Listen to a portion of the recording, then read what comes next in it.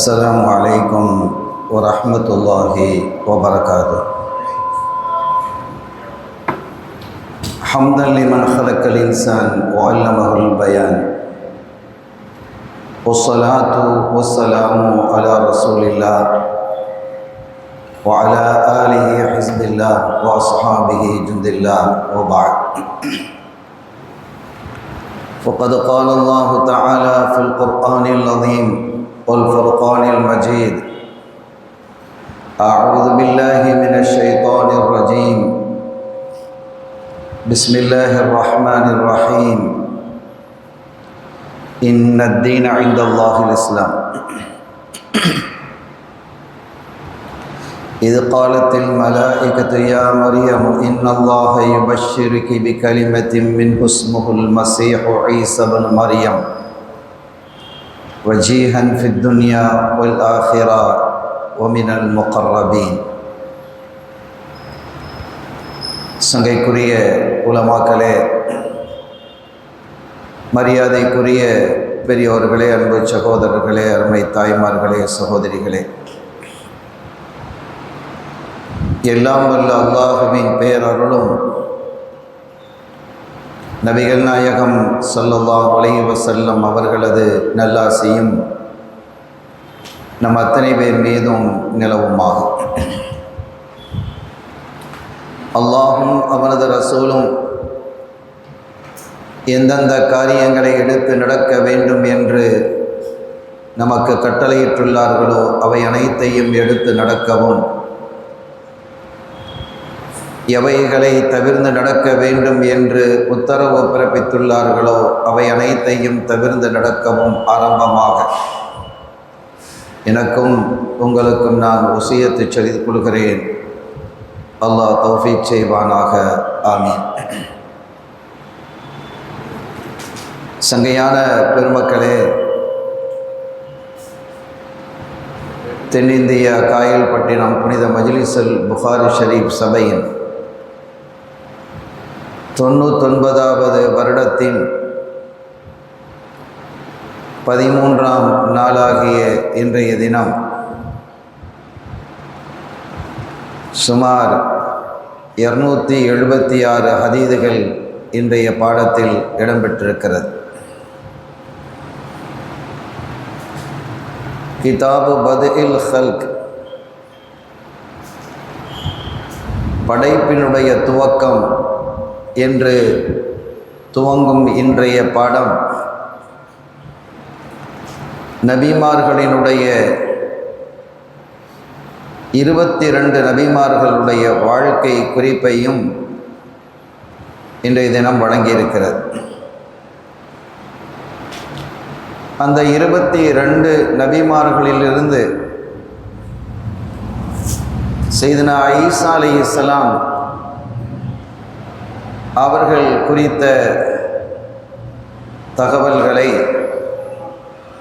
இன்றைய பாடத்தின் அடிப்படையில் சற்று விரிவாக இங்கே நான் கூறுவதற்கு முற்படுகிறேன். அல்லாஹ் தௌஃபீக் செய்வானாக. கேட்கும் செய்தியின் வழியாக நமது ஈமான் பலப்பட்டு வல்லவனாம் அல்லாஹ்வினுடைய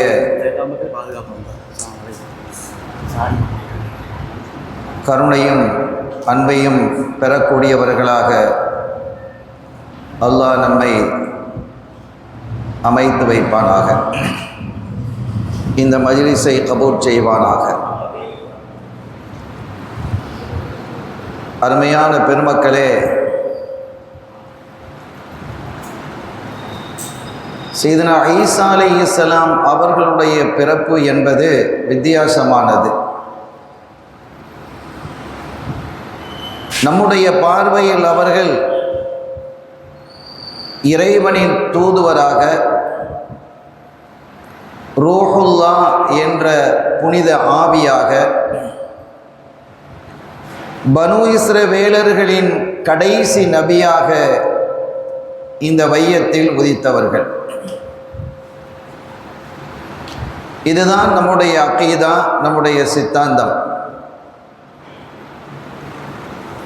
ஆனால் நஸ்ரானிகளாக இருக்கக்கூடிய கிறித்தவர்களினுடைய பார்வையில் அவர்கள் கர்த்தர் என்ற இறைவனாகவும் இறைவனுடைய மகனாகவும் தூய ஆவியாகவும் பார்க்கப்படுகிறார்கள். இன்றைய ஆங்கில ஆண்டு என்று நாம் கூறி வரக்கூடிய கிபி ஆண்டு, இது கிபியாக இருந்தாலும் சரி, கிமுவாக இருந்தாலும் சரி, கிறிஸ்துவுக்கு முன்பு கிறிஸ்துவுக்கு பின்பு என்ற இந்த ஆண்டு அவர்களினுடைய பிறப்பை அடிப்படையாக வைத்துத்தான் அமைந்திருக்கிறது. இப்போது புதிய ஆண்டு பிறந்திருக்கிறது. 2026 ஆண்டு. ஆனால் நம்மை பொறுத்தவரை சையதுனா ஈசா அலைஹிஸ்ஸலாம் அவர்களுடைய விஷயத்தில் முஸ்லிம்களினுடைய கொள்கை என்னவென்றால், அவர்கள் இறை தூதர், தேர்வு செய்யப்பட்ட நபிமார்களில் மிக்க உன்னத இடத்திலே இருக்கக்கூடிய ஐவர்களில் ஒருவர். கிறித்துவ கொள்கையின் அடிப்படையில் அவர்கள் சிலுவையில் அறையப்பட்டார்கள் என்ற அந்த கொள்கையிலிருந்து வேறுபட்டு அப்படி அவர்கள் அறையப்படவில்லை. குர்ஆன் பேசுகிறது. மாறாக அவர்கள் வானின் அளவில் உயர்த்தப்பட்டார்கள் என்பது நம்முடைய கொள்கையாகும். அவர்களுடைய பிறப்பையே ரப்புல் ஆலமீன் அல்லாஹ் ஒரு அதிசயமாக, வித்தியாசமாக இந்த உலகில் அமைத்து வைத்திருக்கிறார். அவர்களுடைய தாயாராகிய மரியம் அலைஹிஸ்ஸலாம் அவர்களுக்கு தாயாக இருக்கக்கூடிய ஹன்னா அவர்கள், மரியம் அலைஹிஸ்ஸலாம் அவருடைய உம்மா பேரு ஹன்னா, வாப்பாவுடைய பேரு இம்ரான். அவர்களுடைய பெயராலேயே, இம்ரானினுடைய பெயராலேயே ஆலி இம்ரான், இம்ரானினுடைய சந்ததிகள் என்ற ஒரு அத்தியாயமே குர்ஆனில் இடம்பெற்றிருக்கிறது. இதனுடைய துவக்கத்திலிருந்து ஏறக்குறைய 80 வசனங்கள் சையதுனா ஈசா அலைஹிஸ்ஸலாம் அவர்களை குறித்து, அவர்களுடைய தாயாரை குறித்து, சையதுனா ஜக்கரியா அலைஹிஸ்ஸலாம் அவர்களை குறித்து, யஹ்யா அலைஹிஸ்ஸலாம் அவர்களை குறித்து பேசுகிறது. மரியம் அலைஹிஸ்ஸலாம் அவர்களுடைய சகோதரி தான் ஜக்கரியா அலைஹிஸ்ஸலாம் அவர்களுடைய துணைவியார். ஜக்கரியா அலைஹிஸ்ஸலாம் அவர்களுடைய மனைவியும் மரியம் அலைஹிஸ்ஸலாம் அவர்களும் ஒன்றாக பிறந்தவர்கள். நம்முடைய பார்வையிலே பாஷையிலே சொல்வதாக இருந்தால் ராத்தாவும் தங்கச்சி. இந்த 2 பேருக்குமே 2 நபிமார்கள். ராத்தாவிற்கு யஹ்யா அலைஹிஸ்ஸலாம் அவர்களும், தங்கை மரியம் அலைஹிஸ்ஸலாம் அவர்களுக்கு ஈசா அலைஹிஸ்ஸலாமும் நபியாக பிறந்தார்கள் என்பது ஒரு குடும்ப வரலாறு. ஆனால் நீண்ட காலமாகவே 2 சகோதரிகளுக்கும் குழந்தைகள் இல்லாமல் தான் இருந்தது. ரொம்ப காலமாக குழந்தை கிடையாது. ஹன்னா அவர்கள் ஒரு முறை ஒரு பறவை தன்னுடைய குஞ்சுக்கு உணவு ஊட்டி கொண்டிருப்பதை பார்க்கிறார்கள். கல்யாணமாகி பல வருஷம் ஆச்சு. ஒரு பறவை மரத்திலே அமர்ந்து எங்கிருந்தோ உணவை கொண்டு வந்து தன்னுடைய குஞ்சுக்கு அதை ஊட்டி கொண்டு இருக்கிறது. அதை பார்த்த ஹன்னா அவர்கள், எனக்கும் இப்படி ஒரு குழந்தை இருந்தால் நானும் என்னுடைய பிள்ளைக்கு ஊட்டுவேனே, அரவணைப்பேனே, கொஞ்சுவேனே என்று இறைவனிடத்தில் வேண்டிக் கொண்டதை அல்லாஹ் கபூல் செய்து அல்லாஹ் அவர்களுக்கு குழந்தை பாக்கியத்தை கொடுக்கிறார். அப்படி குழந்தை உண்டான பொழுது ஹன்னா அவர்கள் ஒரு நேர்ச்சை செய்கிறார்கள். இது காலத் இம்ராத்து இம்ரான் ரப்பி இன்னி நதர்து லக மா ஃபீ பத்னி முஹர்ரரா. இறைவா, என்னுடைய வயிற்றில் நான் வேண்டிக் கொண்டதற்கு இணங்க நீ தந்த இந்த குழந்தையை நான் உனக்காக உன்னுடைய பள்ளிக்கு ஹிதுமத்து செய்வதற்காக அர்ப்பணிப்பேன் என்று நேர்ச்சை செய்கிறேன் அப்படின்னு நேர்ச்சை செய்கிறான். ஃபதகப்பல் மின்னி இன்னக அந்த ஸமீஉல் அலீம், நான் இப்படி நேர்ச்சை செய்ததை நீ அங்கீகரிப்பாயாக, நீ என்னுடைய துஆக்களை கேட்கக்கூடியவனாக மிக்க அறிந்தவனாக இருக்கிறாய் என்று செய்தனா ஹன்னா அலைஹிஸ்ஸலாம் அவர்கள் பிரார்த்திக்கிறார்கள்.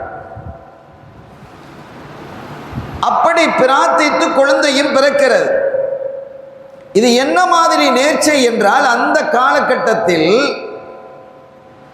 பைத்துல் மக்தஸுக்கு தங்களுடைய பிள்ளைகளை நேர்ச்சை செய்வார்கள். நபிமார்களினுடைய, குறிப்பாக நபிமார்களுடைய குடும்பத்திலே இருந்து வரக்கூடியவர்கள். அப்படி அவர்கள் நேர்ச்சை செய்தால் அந்த குழந்தைகள் பைத்துல் மக்தஸினுடைய காதிம்களாக, ஹுத்தாம்களாக, பணியாளர்களாக மாறிவிடுவார்கள். அப்படி அர்ப்பணம் செய்வார்கள். அது முழுக்க முழுக்க ஆண் பிள்ளைகளைத்தான். பொம்பளை பிள்ளைகள் யாரும் பள்ளிவாசலுக்கு வந்து ஹிதுமத் செய்கிறது இல்லை. ஆனால் இவர்கள் தன்னுடைய வயிற்றில் இருக்கிறது ஆண் குழந்தையா பெண் குழந்தையா என்று தெரியாமலேயே நேர்ச்சை செஞ்சு முடிச்சிட்டாங்க. இப்படி நேர்ச்சை செய்ததற்கு பிறகு பிறந்தது பெண் குழந்தையாக இருந்தது. ஃபலம்மா வதஅத்ஹா قالت رب إني وضعتها أنثى, இறைவா எனக்கு பிறக்கக்கூடிய பிள்ளையை நான் பைத்துல் மக்தஸுக்கு அர்ப்பணம் செய்வேன், பணிவிடைக்காக நான் தியாகம் செய்வேன் என்று நேர்ந்தேன் தான். ஆனால் பிறந்தது பெண் குழந்தையாக அல்லவா இருக்கிறது. ஆனாலும் என்னுடைய நேர்ச்சையை நான் நிறைவேற்றுவதற்காக என்னுடைய பிள்ளையை நான் மஸ்ஜிதுக்கு கொண்டு செல்கிறேன் என்று ஒரு துணியிலே பொதிந்து அவங்க கொண்டு வர்றாங்க. அந்த பிள்ளையினுடைய அழகு, சௌந்தரியத்தை பார்த்து அங்கே இருக்கக்கூடிய அறிஞர்கள் எல்லாம் ஆச்சரியப்பட்டு போனார்கள். இப்போ குழந்தையை வளர்க்கறதுக்குன்னு ஒரு ஆள் வேணுமா இல்லையா? அப்படி அவர்களே தான் அந்த குழந்தையை வளர்ப்பாங்க. யாராவது ஒரு ஆள் பொறுப்பேற்றுக்கிடுவாங்க. அந்த பள்ளியினுடைய நிர்வாக பொறுப்பில் இருக்கக்கூடியவர்கள் உலமாக்கள், அன்றைய காலத்தினுடைய உலமாக்கள், பனு இஸ்ரவேலர்கள், சையதுனா மூசா அலைஹிஸ்ஸலாம் அவர்களுடைய வழியிலே வந்திருக்கக்கூடிய நபிமார்களை ஏற்றுக்கொண்டவர்கள். அவர்கள் தான் அந்த பிள்ளைகளை வளர்ப்பாங்க. ஆனா இப்ப வந்திருக்கிறது ஒரு பொம்பளை பிள்ளை. ஏற்கனவே இப்படி நபிமார்களுடைய குடும்பத்தில் சையதுனா மரியம் அலைஹிஸ்ஸலாம் அவர்களுடைய தாயார் ஹன்னா, தந்தை இம்ரான், இவர்கள் எல்லாம் தாவூத் அலைஹிஸ்ஸலாம் அவர்களுடைய வம்சத்தில் வர்றாங்க. நபிமார்களுடைய வம்சத்தில் இருந்து வரக்கூடிய பிள்ளையை போட்டி போட்டுக்கொண்டு நான் வளர்ப்பேன் நான் வளர்ப்பேன் என்று முன் வருவார்கள். கடைசியில் யாருக்காவது ஒரு ஆள் கொடுப்பாங்க, அல்லது சீட்டு குலுக்கி போட்டு எடுத்து யாரு அதை வளர்க்கறதுன்னு பொறுப்பை கொடுப்பாங்க. அந்த குழந்தைகள் வளருவதற்கு என்று சில அறைகள் பைத்துல் மக்தஸில் உண்டு. அதற்காகவே சில அறைகள் தயார் செய்யப்பட்டிருக்கும். இப்போது வந்தது பிள்ளை பெண் பிள்ளையாக இருக்கிறது. முதல் முறையாக பெண் பிள்ளையை கொண்டு வரப்பட்டிருக்கிறது. ஆனால் யாரும் மறுக்கவில்லை பெண் பிள்ளையை இங்கே கொண்டு வரக்கூடாது என்று. காரணம், அது நபிமார்களுடைய குடும்பத்தில் வந்திருக்கிறது ஒன்று மாத்தம். அது மட்டுமல்லாமல் சையதுனா மரியம் அலைஹிஸ்ஸலாம் அவர்களுடைய முகத்திலே இருந்த அந்த ஜோதியும் அழகும் பிரகாசமும் அனைவரையும் திகைக்க வைத்தது. இந்த பிள்ளையை நாம் எடுத்துக்கொள்ள வேண்டும், நாம் வளர்க்க வேண்டும் என்று கடும் போட்டி நிலவியது. அந்த பள்ளியினுடைய நிர்வாக பெருமக்களிலே ஒருவராகத்தான் ஜக்கரியா அலைஹிஸ்ஸலாம் அவங்களும் இருக்கிறாங்க. அதாவது மரியம் அலைஹிஸ்ஸலாம் அவர்களினுடைய பெரியம்மா. மரியம் அலைஹிஸ்ஸலாம் அவர்களுடைய குடும்பத்தை சார்ந்தவர்களாக இருப்பதின் காரணத்தினால் நானே அந்த பிள்ளையை வளர்க்கிறேன் அப்படின்னு ஜக்கரியா அலைஹிஸ்ஸலாம் அவர்கள் சொல்லுகிறார்கள். அப்படி சொல்லிய பொழுதும் அவர்கள் ஒத்துக்கொள்ளல. அதெல்லாம் முடியாது, இங்க என்ன முறையோ அதன் பிரகாரம் தான் சீட்டு குலுக்கி போடணும் என்று சீட்டு குலுக்கி போட்ட பொழுது ஜக்கரியா அலைஹிஸ்ஸலாம் அவர்களுடைய பெயர் தான் வந்தது. ஆனால் போட்டி கடுமையாக இருந்தது. இல்லை, இன்னொரு தேர்வு செய்ய வேண்டும் என்றார்கள். அங்கே அந்த மஸ்ஜிதிலே இருக்கக்கூடிய அந்த உலமாக்கள் இருக்கிறார்கள் அல்லவா, ருஹ்பான்கள், அவர்களுக்கு என்று பிரத்யேகமான பேனாக்கள் இருக்கும். அந்த பேனாக்களில் அவர்களுடைய பெயர்கள் எழுதப்பட்டிருக்கும்.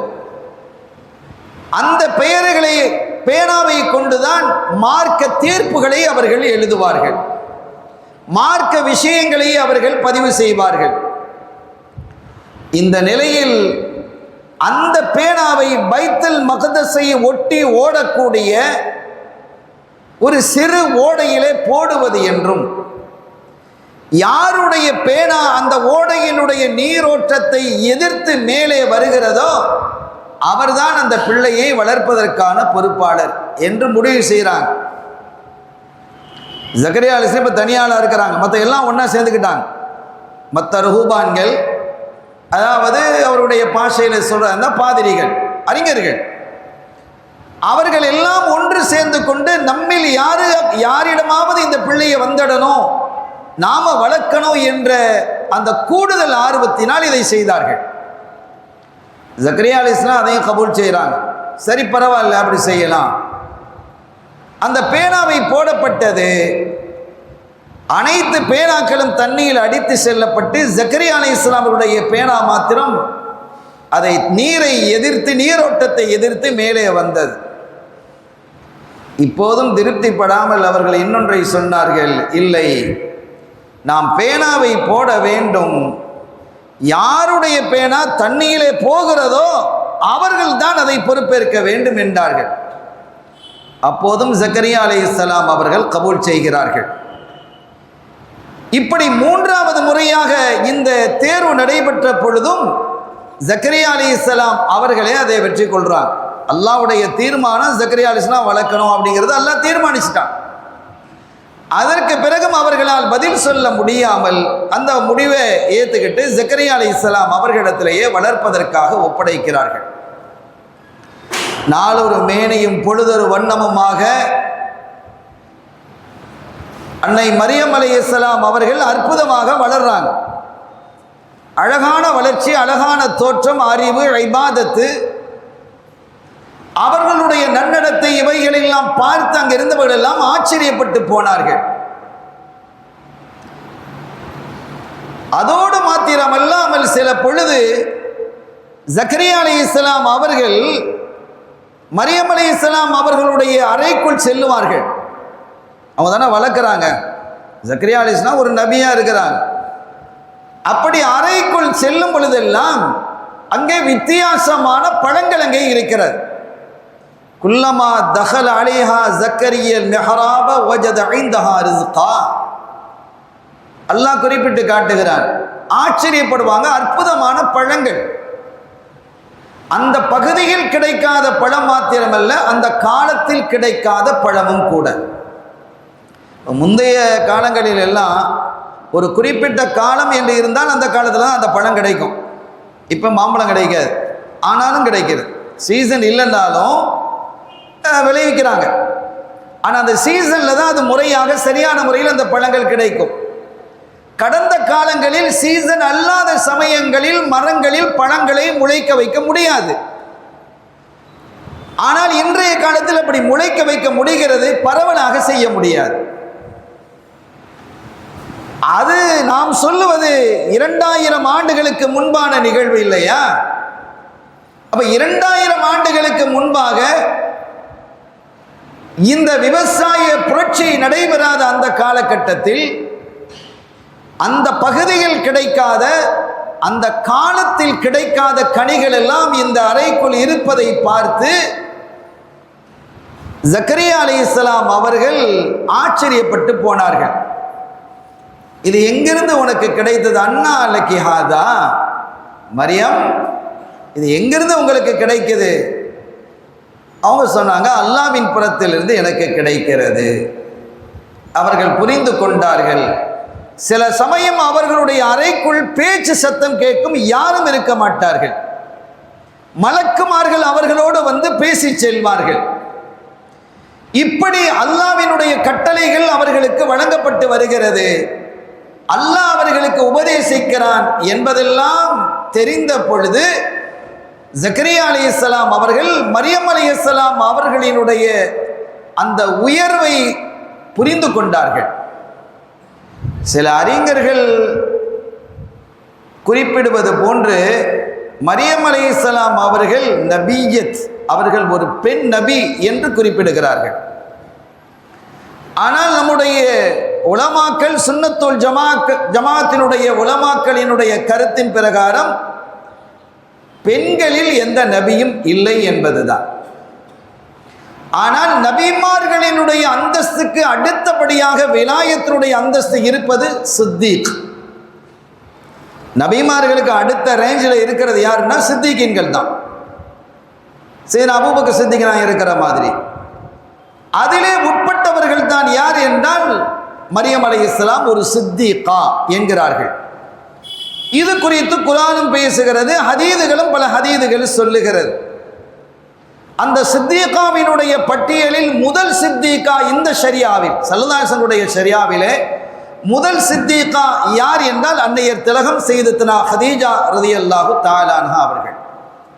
காரணம், ஒரு தடவை ஜிப்ரீல் அலைஹிஸ்ஸலாம் வர்றாங்க, ஹதீஜா நாயகி இப்படி கடந்து போறாங்க. யாரும் சொல்லலாம் இது யார் அப்படின்னு கேட்குறாங்க. அன்னஹா சித்திகா அப்படிங்கிறாங்க ஸல்லல்லாஹு அலைஹி வஸல்லம். ஹதீஜா நாயகி தன்னுடைய மனைவி ஹதீஜான்னு சொல்லி இருக்கலாம், ஆனால் அப்படி சொல்லாம அவங்க சொல்றாங்க அன்னஹா சித்திகா அப்படிங்கிறாங்க. இத்தகைய ஒரு சிறப்பு நபிமார்களினுடைய அந்தஸ்துக்கு அடுத்தபடியாக உள்ள அந்த நிலை சித்திகீன்களினுடைய, சித்திகாக்களினுடைய நிலை. இதே மாதிரி மரியம் அலைஹிஸ்ஸலாம் அவர்களை போன்று செய்தத்னா ஆசியா அலைஹிஸ்ஸலாம்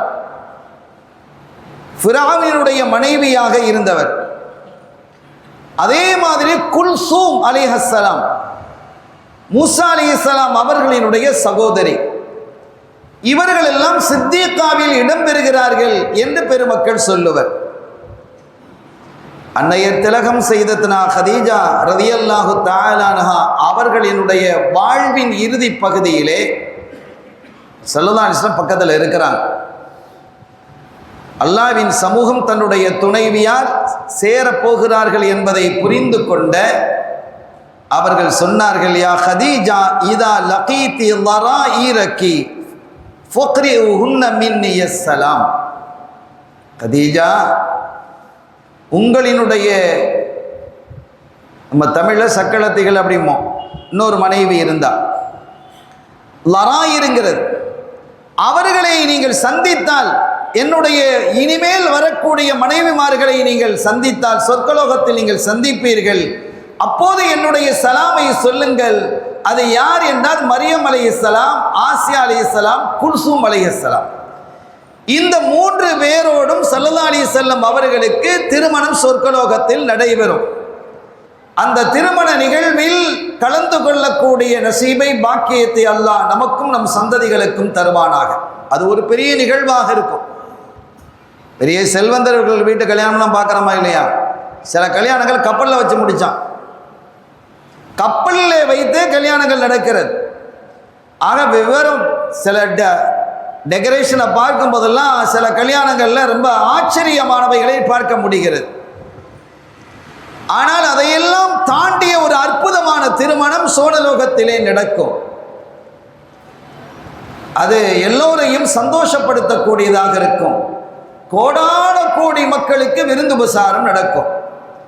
அது கண்மணி ஸல்லல்லாஹு அலைஹி வஸல்லம் அவர்களுக்கான திருமணம். அது இன்னொரு கட்டத்திலே சையதுனா முஆவியா ரலியல்லாஹு தஆலா அன்ஹு அவர்கள் காபுல் அஹ்பாரோடு உட்கார்ந்து பேசும் பொழுது, காபுல் அஹ்பாரினுடைய வரலாறு ஒரு வித்தியாசமானது. சஹாபியா சஹாபி இல்லையா என்ற கருத்து வேறுபாட்டுக்குள்ளே உள்ளவர். அவர்களை குறித்து பேசினால் இந்த தலைப்பிலிருந்து நான் வெளியே போக வேண்டியது வந்துவிடுமோ என்று அஞ்சி நான் தவிர்க்கிறேன். சையதுனா கஅபுல் அஹ்பார் ரலியல்லாஹு தஆலா அவர்களோடு முஆவியா ரலியல்லாஹு தஆலா அவர்கள் பேசிக் கொண்டிருக்கும் பொழுது பைத்துல் மக்தஸில் ஒரு பாறை இருக்கிறது, அது இன்றும் இருக்கிறது. அந்த பாறை எதன் மேல் இருக்கிறது தெரியுமா? கஅபுல் அஹ்பார் கேட்குறாங்க, முஆவியா கேட்குறாங்க, எதன் மேலே இருக்கு? ஏன்னா தௌராத்தை நல்லா படிச்சு ஆளு அவங்க. கஅபுல் அஹ்பார், கஅபுல் அஹ்பாருடைய வாப்பா தௌராத்தை கரைத்து குடித்த ஒரு மாமேதை, ஒரு பேரறிஞர். அப்ப அவங்க சொன்னாங்க, எனக்கு தெரியல. முஆவியா சொல்றாங்க, எனக்கு தெரியலங்கிறாங்க.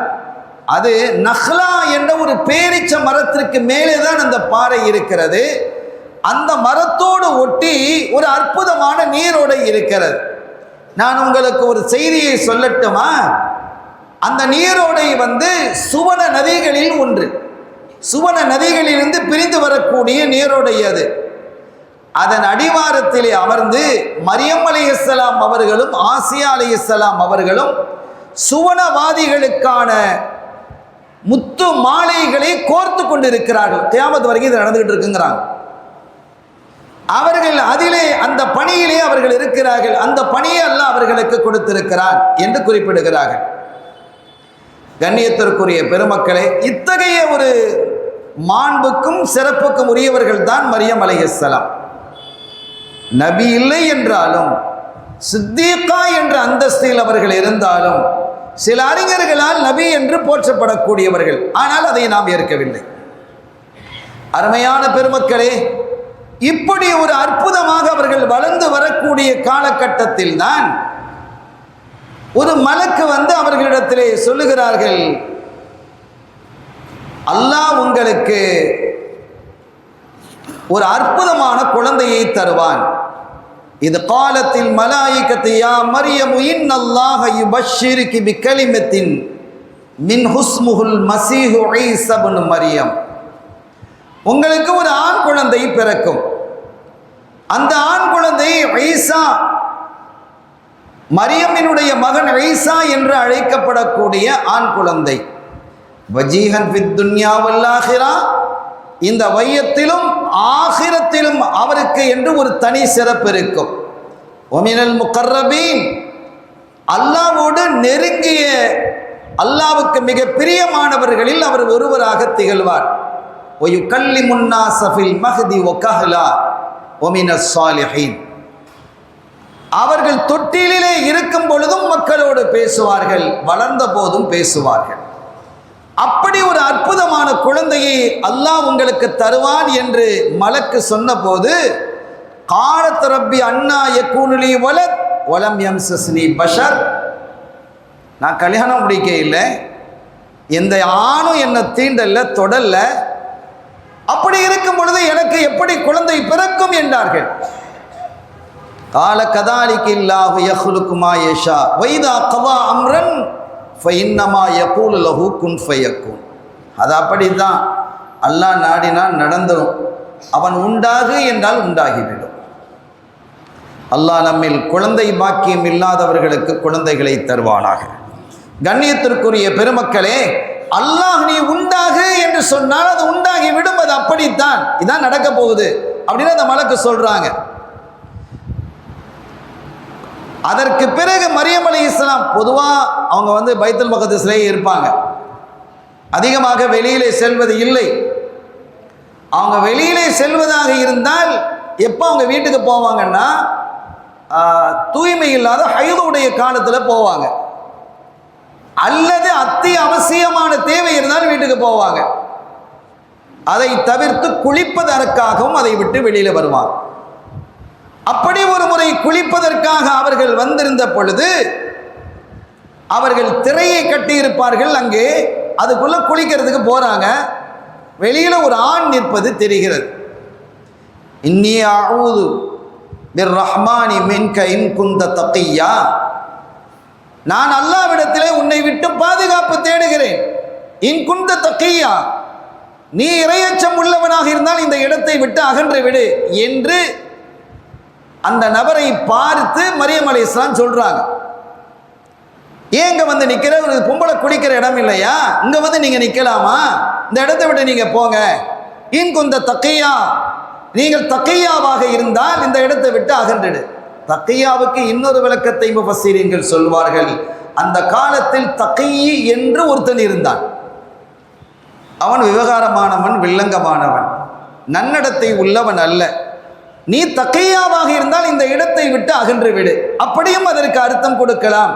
அது தக்கையாவினுடைய தோற்றத்தில் அவர் தோற்றமாக அவர் கருதி கொண்டார். ஆனால் உண்மையிலே வந்தது தக்கையும் இல்லை, வேறு நபரும் இல்லை, அவங்க மலக். காலை இன்னமா ஆன ரசூல் ரப்பிக். அவங்க சொன்னாங்க, நான் யாரும் இல்லைம்மா, தக்கையும் இல்லை, ஒருத்தரும் இல்லை, நான் மனுஷனே இல்லை, நான் ஒரு மலக்கு, அல்லாஹ்வினுடைய தூதராக நான் வந்திருக்கிறேன், நான் ஜிப்ரீல்ங்கிறான். ஜிப்ரீல் அலைஹிஸ்ஸலாம் அவர்களை முதன்முறையாக அவங்க பார்க்குறாங்க. ஜிப்ரீல் அலைஹிஸ்ஸலாம் பல தோற்றத்தில் வருவாங்க. தஹியத்துல் கலபி ரலியல்லாஹு தஆலாவுடைய தோற்றத்தில் வந்ததை ஹதீதுகள் பல சொல்லி காட்டும். ஸல்லல்லாஹு அலைஹி வஸல்லம் வரும்போது இன்னமான ரசூல் ரப்பி, நான் உங்களுடைய இறைவனின் தூதராக வந்திருக்கிறேன். எதற்கு தெரியுமா? லிஅஹபலகி குலாமன் ஸக்கியா, நான் உங்களுக்கு பரிசுத்தமான அற்புதமான ஒரு குழந்தையை தருவதற்காக நான் வந்திருக்கிறேன் அப்படின்னு சொன்னதும் அவங்க கேட்குறாங்க, திரும்பவும் அதை சொல்றாங்க, எப்படி நான் குழந்தையை பெற முடியும்? நான் தனக்கு திருமணமாகவில்லை, எந்த ஆணும் என்னை தீண்டவில்லை, தொடாத நிலையில். அது அப்படித்தான் என்றார்கள். அவர்கள் ஊதினார்கள். அந்த ஊதுதல் அவர்களுடைய சட்டை பையின் வழியாக ஊதினார்கள் என்று முஃபஸ்ஸிரீன்கள் எழுதுவார்கள். எழுதிய பொழுது ஒரு குழந்தையினுடைய கரு அவர்களுடைய வயிற்றில் உருவாக ஆரம்பித்தது. அப்படி உருவாக ஆரம்பித்த போது அவர்களுக்கு அச்சமும் இருந்தது. அல்லாஹ்வின் புறத்திலிருந்து முழுமையான பாதுகாப்பு தனக்கு இருக்கிறது என்றாலும் கூட ஒரு பொம்பளை பிள்ளை குழந்தை உண்டாயிட்டானா பயம் வருமா இல்லையா? அதுவும் பைத்துல் முகத்தஸுக்கு ஹிதுமத்து செய்ய வந்துட்டு இப்படிப்பட்ட ஒரு உயர்ந்த நிலையில இருக்கும்போது இப்படி ஒரு நிலை ஏற்பட்டால் என்ன அவமானத்தை சந்திக்க வேண்டும் என்பது அவர்களுக்கு தெரியாதா என்ன? அப்படி ஒரு அச்ச நிலை ஏற்பட்டது. நாள் செல்ல செல்ல அவர்களுடைய வயிறு பெரிதாகியது.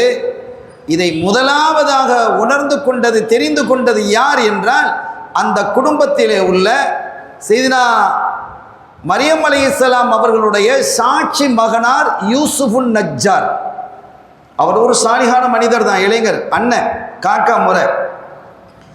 அவங்க கேட்குறாங்க, அவங்க உணர்ந்துகிட்டு கேட்குறாங்க, மரியமே, ஒரு நாள் மரியம், விதை இல்லாமல் செடி உருவாக முடியுமா அப்படின்னு கேட்குறாங்க. மரியம், விதை இல்லாமல் செடி உருவாகுமா அப்படின்னு கேட்குறாங்க. அவங்க என்ன கேட்குறாங்கங்கிறத மரியம் அலைஹிஸ்ஸலாம் விளங்கிக்கிடுவாங்க. சாதாரண நாள் இல்லையே, சித்திகாலா, எவ்வளோ பெரிய அறிவாற்றல் உள்ளவங்க இருப்பாங்க. ஆம், நாம் ஃபமன் ஹலக்க ஸர்அல் அவ்வல், இந்த உலகத்தில் முதலாவது செடியை படைத்தது யார்? வித்திலிருந்து அது வந்தது இல்லையே. இந்த பொழுது அடுத்த கேள்வியை யூசுஃப் நஜ்ஜார் கேட்கிறார். தண்ணீரோ மழையோ இல்லாமல் ஒரு மரம் முளைக்க முடியுமா? முடியும். இந்த உலகத்தில் முதல் மரம் வந்தது தண்ணீரிலா மழையிலா? எதுவும் இல்லாமல் ஒரு மரத்தை அல்லாஹ் உருவாக்கவில்லையா? இது இப்படி சில கேள்விகள் கேட்கப்பட்டு பதிலும் சொல்லப்பட்ட நிலையில அவர் நேரடியாக வந்துட்டார். மரியம், நான் நேராக கேட்குறேன், ஒரு ஆணினுடைய தொடுதல் இல்லாமல் ஒருவர் குழந்தையை உருவாக்க முடியுமா? கல்யாணம் முடிக்காம ஒரு ஆணினுடைய தீண்டுதல் இல்லாமல் ஒரு குழந்தை உருவாகுமா? என்ன உருவாகும். ஆதம் அலைஹிஸ்ஸலாம் உருவாகலையான்னு கேட்டாங்க. ஆதம் அலைஹிஸ்ஸலாம் அவர்கள் உருவாகலையா? அவங்களுக்கு வாப்பா யாரு, அவங்களுக்கு அம்மா யாரு?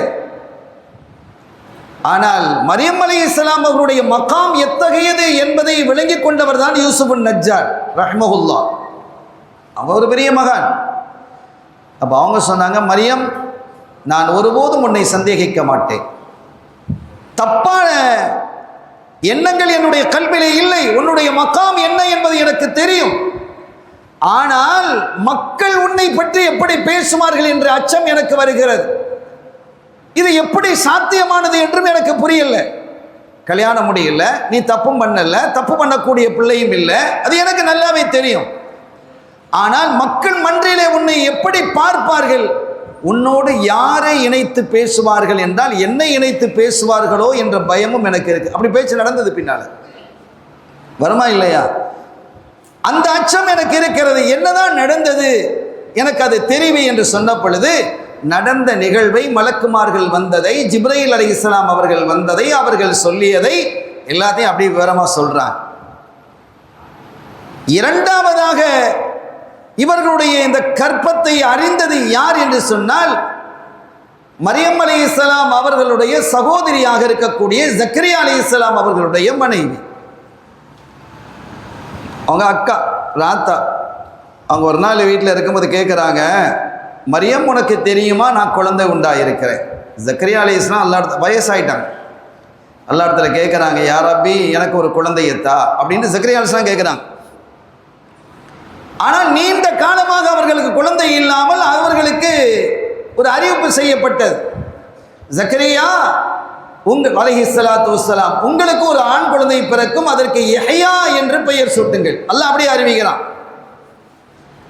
உங்களுக்கு ஒரு குழந்தை பிறக்கும், யஹ்யா என்று பெயர் சூட்டுங்கள்.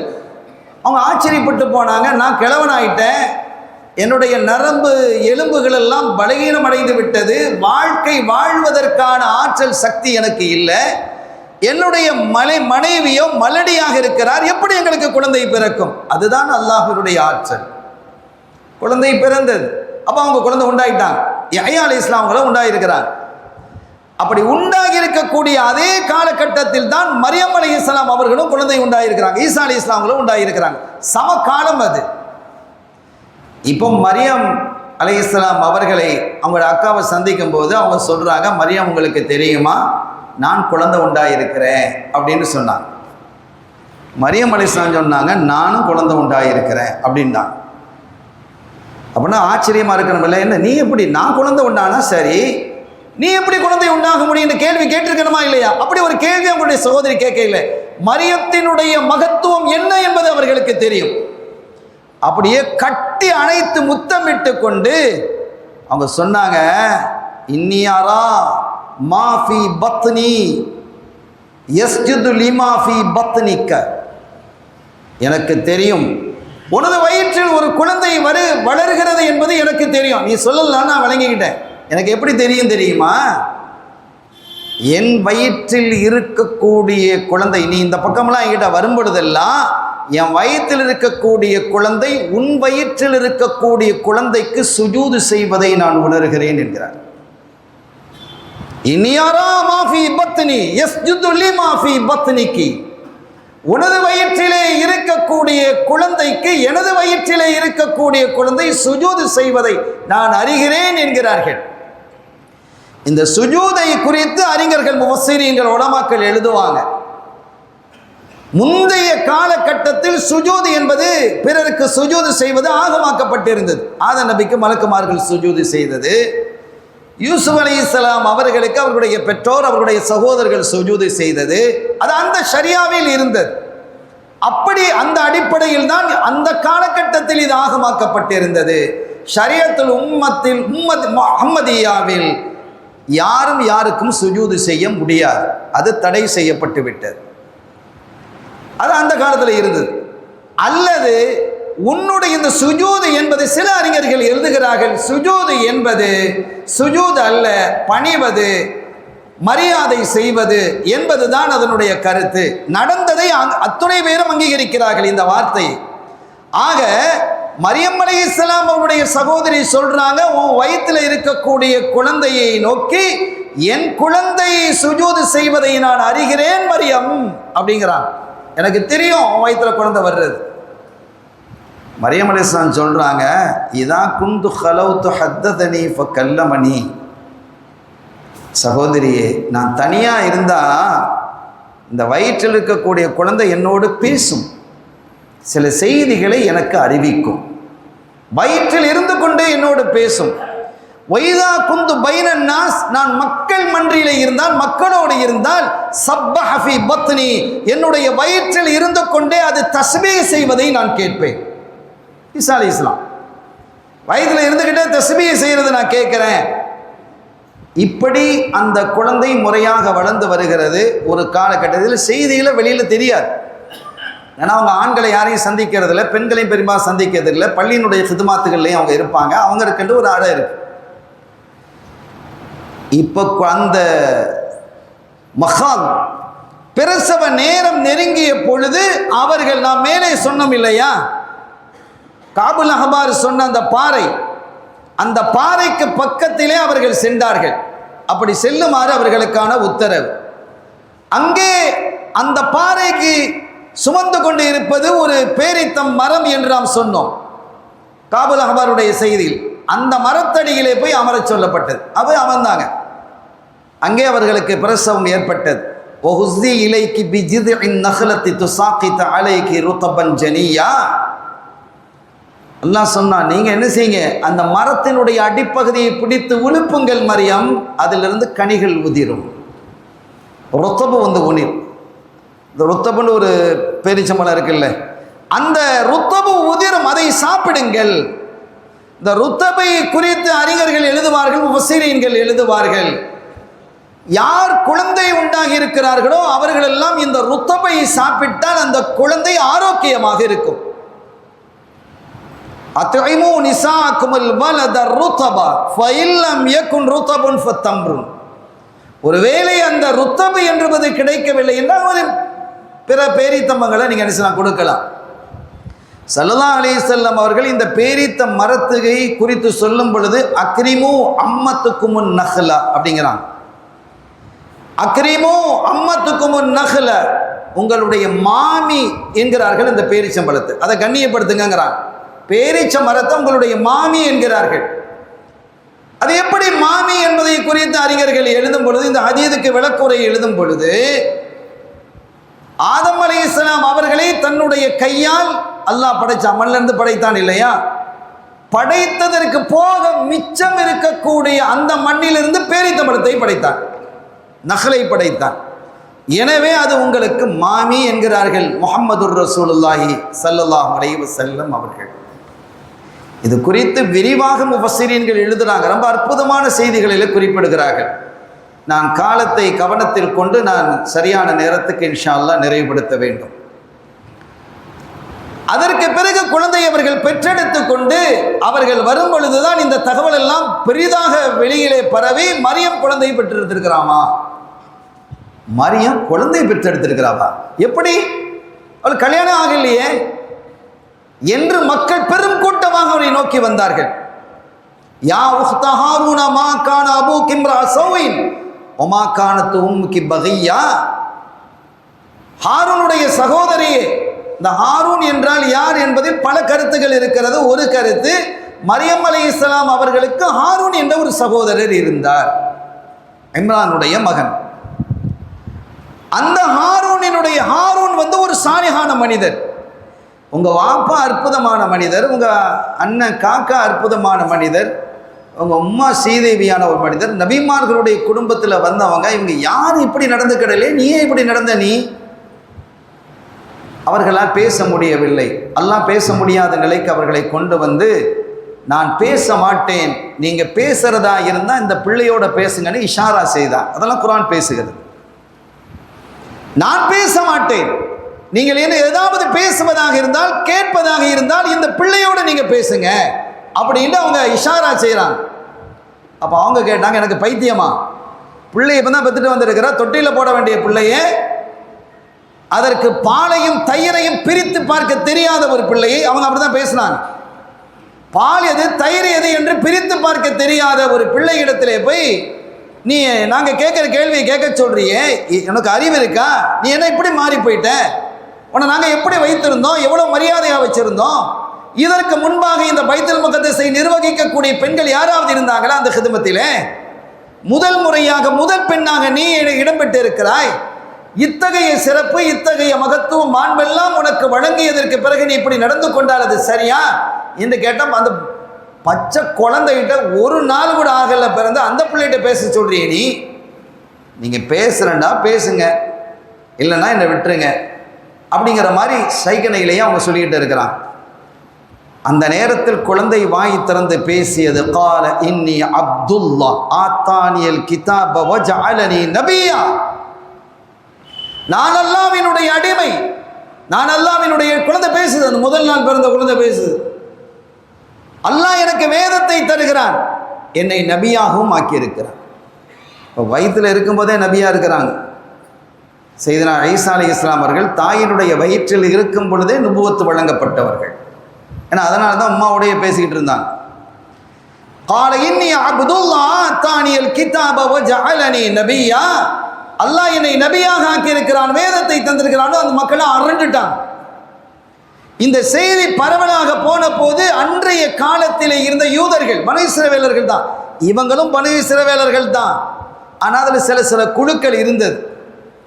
இப்படி ஒரு நபி வருவாங்கன்னு நினைச்சிருந்தாங்க. எப்படி ரசூல் ஸல்லல்லாஹு அலைஹி வஸல்லம் அவர்களை நபி என்று ஏற்பதற்கு தெரிந்தும் ஏற்பதற்கு யூதர்கள் மறுத்தார்களோ அதே போல ஈசா அலைஹிஸ்ஸலாமை மறுக்க ஆரம்பிச்சாங்க. அதோடு ஈசா அலைஹிஸ்ஸலாம் நிக்கல, வஸ்ஸலாமு அலைய யௌம உலித்து வ யௌம அமூத்து வ யௌம உபஅது ஹய்யா. நான் இந்த பிறந்த நாள், நான் மரணிக்கும் நாள், நான் நாளை எழுப்பப்படும் நாள், எல்லா நாளும் விழாவுக்குரிய நாள் என்றான். அப்போ ஈசா அலைஹிஸ்ஸலாம் அவங்கள பிறந்த நாள் வந்து மீலாது விழா, வஃபாத்து விழா, இதெல்லாம் சலாமான விழாவுக்குரிய நாள் என்று குர்ஆன் பேசுகிறது.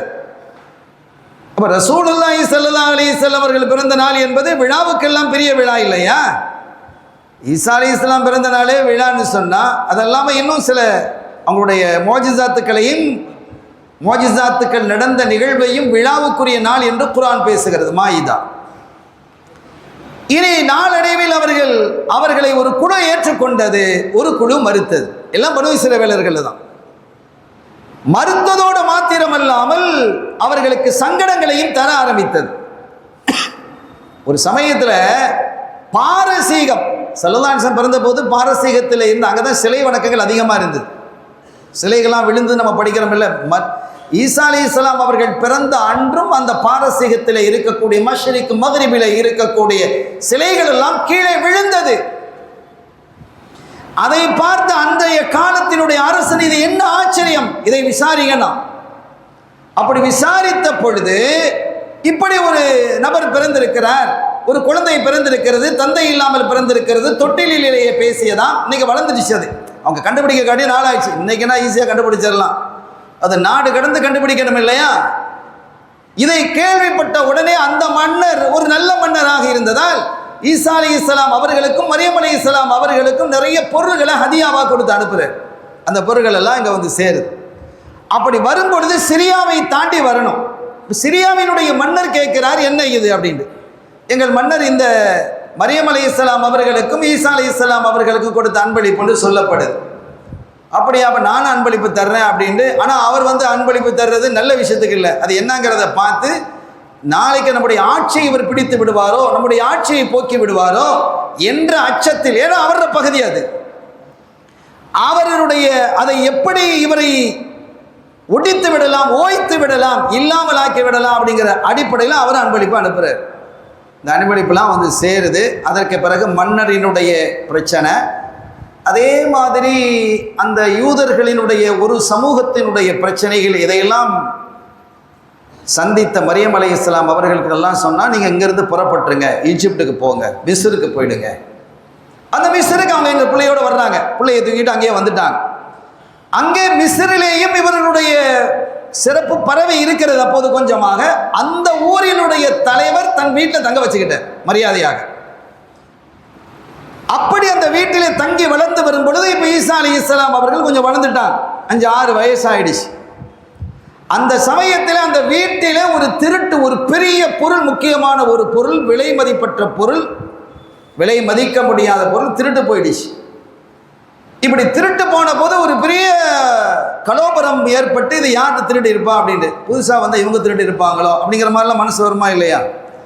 இந்த கல்லை யாருன்னு தெரிஞ்சிட்டா பரவாயில்ல, தெரியலன்னா எல்லாரையும் கல்லனா பார்க்க தோணும். நம்ம நெருக்கமானவர்கள் இந்த நஃப்ஸ் அப்படி கெட்டது, எல்லாரையும் பாவியாக, எல்லாம் தப்பாக நினைக்க தோன்றி அவன் பாவியாக மாறிக்கொண்டு இருப்பான். இதை பார்த்து மரியம் அலைஹிஸ்ஸலாம் ரொம்ப வேதனைப்பட்டு போயிட்டாங்க. அவங்க ஈசா அலைஹிஸ்ஸலாம் கொஞ்சமும் கவலைப்படாமல், அந்த வீட்டில் நிறைய பணியாளர்கள் இருக்கிறாங்க, ஒரு கண் தெரியாத பணியாளர் இருக்கிறார், கால் நடக்க முடியாத ஒரு பணியாளர் இருக்கிறார். அப்போ அந்த கண் தெரியாத பணியாளரையும் கால் நடக்க முடியாத பணியாளர் 2 பேரும் பக்கத்தில் இருக்கும்போது அவங்ககிட்ட போய் சொல்கிறாங்க, நீங்கள் 2 பேரும் இந்த வீட்டை விட்டு வெளியில் போயிடுங்க, நீங்கள் 2 பேரும் இந்த வீட்டை விட்டு வெளியில் போயிடுங்க, என்று சொன்ன பொழுது நாங்கள் எப்படி வெளியில் போக முடியும்? அவரால் நடக்க முடியாது, என்னால் பார்க்க முடியாது. ஏன் நேற்று இரவு நீங்கள் இங்கே திருடும் பொழுது அவர் அந்த பார்வை தெரியாதவருடைய தோளிலே நீங்கள் உட்கார்ந்துக்கிட்டு அவர் சொல்ல சொல்ல நீங்கள் சொல்ல அந்த இடத்துக்கெல்லாம் நடந்து போய் அந்த பொருளை நீங்கள் திருடிங்க இல்லையா அப்படின்னு சொன்ன போது தான் இவங்க 2 பேரும் திருடி இருக்கிறாங்க அப்படிங்கிறது தெரிய வந்து அந்த பிரச்சனை நீங்கியது. இவர்களுடைய அந்தஸ்து அதிகமாக ஆனது. இதே மாதிரி அந்த தலைவர்களுடைய வீட்டில் ஒரு ஹத்னா நிகழ்ச்சி, அந்த ஹத்னாவுக்காண்டி அந்த காலத்தில் விருந்து உபசாரங்கள் நடந்திருக்கிறது. தஃப்சீர்கள் இதெல்லாம் தெளிவாக எழுதுறாங்க. அப்படி விருந்து நடந்த பொழுது வகை வகை தலைவர் இல்லையா, ஊருகே தலைவர், ஒரு பெரிய செல்வந்தர், வகை வகையான உணவுகள் தயாரிக்கப்பட்டு மதுவும் அவர்களுக்கு வழங்கப்படும். ஒரு பெரிய சட்டியில் மது வச்சிருக்கும். எல்லா விருந்து தயாராகி பரிமாறக்கூடிய நிலையில் அந்த சட்டியை போய் பார்த்தா அதில் மது இல்லை. மது இல்லாமல் போனது, சாராயம் இல்லாமல் போச்சு. அவர் ரொம்ப திகைச்சு போயிட்டார். என்ன இது இப்படி எப்படி நடந்தது என்று அவரால் யூகிக்க முடியல. ஈசா அலைஹிஸ்ஸலாம் அவர்கள் அங்கே வந்து அந்த சட்டியை ஒரு தடவினார்கள். ஃபமத்த யதஹு ஃபமஸஹு, அதை தடவுறாங்க. அந்த சட்டி திறந்து பார்த்தால் அதில் அற்புதமான மனம் மிகுந்த ஒரு பானம் இருக்கிறது. ஆச்சரியப்பட்டு போன. அதற்கு பிறகு மிஸ்ரிலே ஈசா அலைஹிஸ்ஸலாம் அவர்களினுடைய சிறப்பும் மகத்துவமும் விரிவாக ஆரம்பித்தது. 7வது வயசான போது தான் அங்கே ஒரு மக்தபிலே கொண்டு தன்னுடைய பிள்ளையை சேர்க்கிறாங்க. ஈசா அலைஹிஸ்ஸலாம் அவங்கள மரியம் அலைஹிஸ்ஸலாம் சேர்க்கிறாங்க. அப்போ அவங்க உஸ்தாத் முதலாவது அந்த காலத்தில் ஓதி கொடுக்கும் அபுஜது என்று ஒரு இந்த அபுஜதுன்னு ஒன்று இருக்குது. அந்த அபுஜதுன்னு ஓதி கொடுக்குறாங்க. அபுஜது நம்ம அலிஃபு பா தான்னு ஓதி கொடுப்போம்ல, அவங்க அபுஜது அப்படின்னு ஓதி கொடுக்குறாரு. ஈசா அலைஹிஸ்ஸலாம் கேட்குறாங்க, மா அபுஜது, அபுஜதுன்னா என்ன அப்படின்னு கேட்குறாங்க. உஸ்தாத் பார்த்தாங்க, இது வரைக்கும் இப்படி தான் நாங்கள் ஓதி கொடுத்துட்டு இருக்கிறோம், என்னன்னா எங்களுக்கு தெரியாது அப்படின்ட்டு. அப்போ நீங்கள் என்னன்னு தெரியாமலே எங்களுக்கு ஓதி தந்தா எப்படி? ஈசா அலைஹிஸ்ஸலாம் கேட்குறாங்க. அப்போ நீயே சொல்ல அப்படிங்கிறாங்க. நான் சொல்கிறேன், ஆனால் நீங்கள் இங்கே வாங்க, நான் அங்கே வர்றேன், உஸ்தாத் இடத்துக்கு நான் வர்றேங்கிறான். உஸ்தாத் அது ஏன்னா இவர்களை பற்றிய சிறப்புகள் தெரிந்திருக்கிறது இல்லையா, அதனால் உஸ்தாத் மாணவருடைய இடத்துல உட்கார்ந்து ஈசா அலைஹிஸ்ஸலாம் உஸ்தாத் இடத்துல உட்கார்ந்து சொன்னாங்க, அபுஜத் என்ற அலிஃபு வந்து ஆலாவுல்லா, பா என்பது பஹாவுல்லா என்று ஒவ்வொன்றுக்கும் ஒரு விளக்கம் கொடுக்க ஆரம்பித்தாங்க. அதை பார்த்து அதிர்ந்து போன அவர்கள், உங்களுக்கு கற்றுத்தர்றதுக்கு இந்த துன்யாலேயே ஆள் யாரும் கிடையாது, எனவே நீங்களே உஸ்தாதா இருங்க, நீங்கள் எல்லாருக்கும் உஸ்தாதா இருங்க, கற்றுத்தாங்க. ஏன்னா அவங்க நபியால் இருக்கிறாங்க, வயிற்றில் இருக்கும்போது நபியாக இருந்தவர்கள் இல்லையா. அதற்கு பிறகு அல்லாஹ்வினுடைய கட்டளை வந்து மரியம் உங்களுடைய பிள்ளையோடு நீங்கள் திரும்பவும் பைத்துல் மக்திஸ் சமூகத்திற்கு வாங்க அப்படிங்கிறாங்க. அதே மாதிரி அவர்கள் திருப்பி வர்றாங்க. இனி வந்து அவர்கள் அற்புதமான பிரச்சாரங்கள் வளர ஆரம்பித்தாங்க, பிரச்சாரத்தில் ஈடுபட ஆரம்பித்தார்கள். எதிரிகளும் அதிகமாக ஆனாங்க. அவர்களை ஏற்றுக்கொண்டவர்களுடைய எண்ணிக்கையும் கூடிக்கொண்டிருந்தது. ஃபாமன தாயிஃபா ஒ கஃபரத் தாயிஃபா, ஒரு குழு அவர்களை ஏற்றுக்கொண்டது, ஒரு குழு அவர்களை மறுத்தது. அந்த மறுத்ததோடு மாத்திரமில்லாமல் மறுப்பவர்கள் யூதர்கள் என்பதால் எப்போதுமே மக்கள் சதித்திட்டங்கள் அவர்களிடத்தில் நிறைய இருக்கும். இப்படியே வளர்ந்தால் நாம் யாரை போற்றி கொண்டு வருகிறோமோ, என இஞ்சில் இப்போ வந்துருச்சு, இஞ்சியில் அவங்களுக்கு இறங்கிடுச்சு. ரமலான் பிறை 18 இஞ்சியில் இறங்கியதாக ஒரு செய்தி இருக்கிறது. 4 வேதமே குர்ஆன் 4 வேதமும் ரமலான் மாதத்தில் இறங்கி இருக்குது. இஞ்சில் ரமலான் 18 இறங்கியது. இஞ்சியில் சொன்னதும் இவங்களுக்கு ரொம்ப கோபம் வந்தது. தௌராத்தினுடைய மூசு போயிடுமோ, தௌராத்தினுடைய மரியாதை குறைந்து போய்விடுமோ, நம் வேதத்தினுடைய அந்தஸ்து போய்விடுமோ என்று. அவங்களும் பனி இஸ்ரவேலர்கள் தான், நீங்களும் பனி இஸ்ராயல்கள் தான். இருந்த போதிலும் கூட அந்த யூதர்களுடைய தன்மை அது. நாளடைவில் இவர்களை கொல்ல வேண்டும் என்ற நிலை உயர்ந்தது. இதற்கு இடையில அல்லாஹ் தஆலா அவர்களுக்கு வித்தியாசமான மோஜிசத்துக்களை கொடுக்கிறான். குர்ஆன் அற்புதமாக பேசும் இல்லையா. ஒரு நபியை அறிஞர்கள் எழுதுறாங்க, ஒரு நபியை அல்லாஹ் அனுப்புறானா இருந்தா அந்த காலத்தில் உள்ளவர்கள் எப்படியோ அதுக்கு தகுந்தவாறு அனுப்புவோம். உதாரணமாக மூசா அலைஹிஸ்ஸலாம் அவர்களுடைய காலத்திலே வாழ்ந்தவர்கள் சிஹ்ரு, வஞ்சனை, சூனியம், கண்கட்டி வித்த இதில் வந்து கைதேர்ந்தவர்கள். அப்போ மூசா அலைஹிஸ்ஸலாம் அவர்கள் வரும் பொழுது அவர்களினுடைய அந்த செயல்பாடுகள்லாம் கண்ணை பறிக்கக்கூடியதாக இருந்தது. மிரண்டு போயிட்டாங்க. அவங்களும் கம்பை போட்டாங்க, இவங்களும் கம்பத்துக்கு போட்டாங்க. அதுவும் பாம்பா மாறிச்சு, இதுவும் பாம்பா மாறிச்சு. சோபான் மலை பாம்பாக மாறி அவங்க போட்ட அந்த சாஹிரீன்கள் அந்த சூனியக்காரர்களுடைய அந்த கம்பிலிருந்து உருவான பாம்பை எல்லாம் இது விழுங்கியது என்று குர்ஆன் பேசுகிறதா இல்லையா? அப்போ அதற்கு தகுந்தவர் ஈசா அலைஹிஸ்ஸலாம் அவருடைய காலத்திலே வாழ்ந்தவர்கள் எப்படி வாழ்ந்தார்கள் என்றால் மருத்துவத்துறையிலே உச்சக்கட்டத்தில் இருந்தாங்க. பெரிய பெரிய நோய்களுக்கெல்லாம் அவங்க மருந்து கண்டுபிடிச்சிருக்குதான். இப்போ ஈசா அலைஹிஸ்ஸலாம் அவர்கள் அல்லாஹ் தஆலா என்ன செஞ்சா, அந்த ஆற்றலை கொடுத்தா அவங்க கையை கொண்டு அப்படி தடவுனா போதும், பிறவி குருடராக இருந்தாலும் பார்வை வந்துடும். இன்னைக்கு பார்வை கம்மியாயிட்டா அதை பழைய முறையை கொண்டு வர்றதுக்கு உண்டான முயற்சிகள் இருக்கிறது. அது வெற்றிகரமாகவும் இருக்கிறது. கண்ணாடி கிளாஸை பொருத்துறது, ஒரு ஆப்ரேஷன் செய்கிறது. ஆனால் பிறவி குருடராக இருப்பவருக்கு இன்றைய காலம் வரையும் யாரும் பார்வை கொடுக்க முடியாது. ஆனால் அவங்க பார்வை கொடுத்தாங்க. குஷ்டரோகிகளாக இருந்தால் வேறு பல நோய்கள் இருந்தால் அவங்க அல்லாஹ்வுடைய உத்தரவு கொண்டு தடவுனா போதும் அவங்க சோமாயிடுவாங்க. ஏன் அதையெல்லாம் தாண்டி கும்பி இதினில்லா மௌத்தானவர்களை உயிராக்கக்கூடிய ஆற்றலை நாம் கொடுத்தோம் என்கிறான் அல்லாஹ். அல்லாஹ்வுடைய 2 ரக்காத் தொழுவாங்க, தொழுதுட்டு கும்பி இதினில்லா அப்படின்னு சொன்னால் போதும், அந்த மையத்தை எழும்பிடும். அப்படி எழும்பிய சரித்திரங்கள் நிறைய இருக்கு.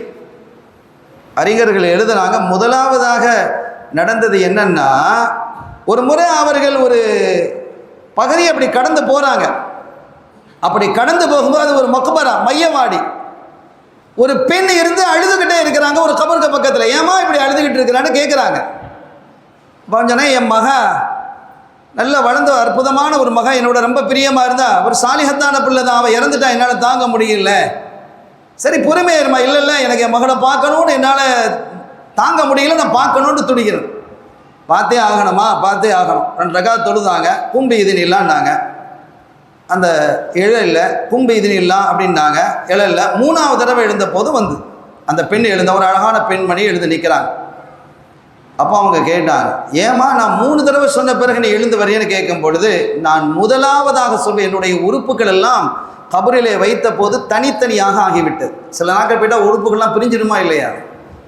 அப்போ அன்னைக்கு மௌத்தானவங்க இல்லைங்கிறது தெரியுது. ஏதோ 2-3 நாளாக ஆகியிருக்கலாம், சில நாட்கள் கடந்து போயிருக்கலாம்.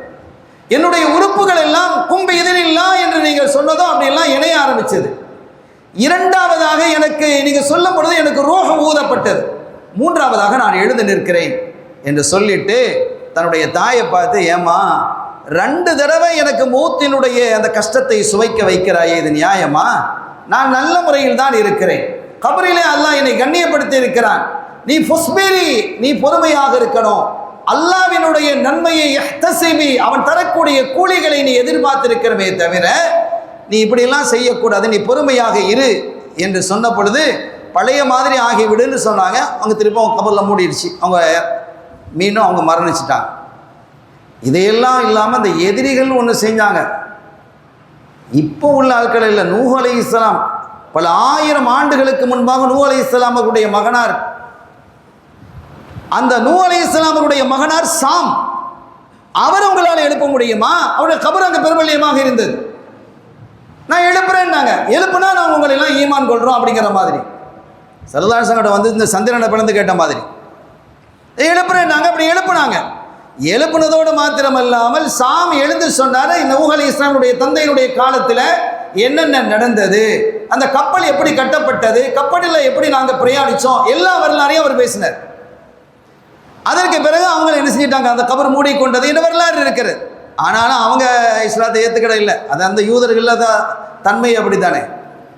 இதை விட வேடிக்கையான ஒரு செய்தி உண்டு. ஈசா அலைஹிஸ்ஸலாம் பொதுவாக அவங்களுக்குன்னு தனி ஒரு வீட்டை வைக்க இல்லை. அவங்க அப்படியே பல ஊர்களுக்கும் பல நாடுகளுக்கும் பிரயாணம் போய்கிட்டே இருப்பாங்க. அதனாலே அவர்களுக்கு மசீஹ் சுற்றி திரிபவர் என்ற ஒரு பெயரும் உண்டு. தடவுவர் என்ற ஒரு பொருளும் அதுக்கு இருக்கு, மசீஹ் சுற்றி திரிபவர் என்ற ஒரு பெயரும் இருக்கு.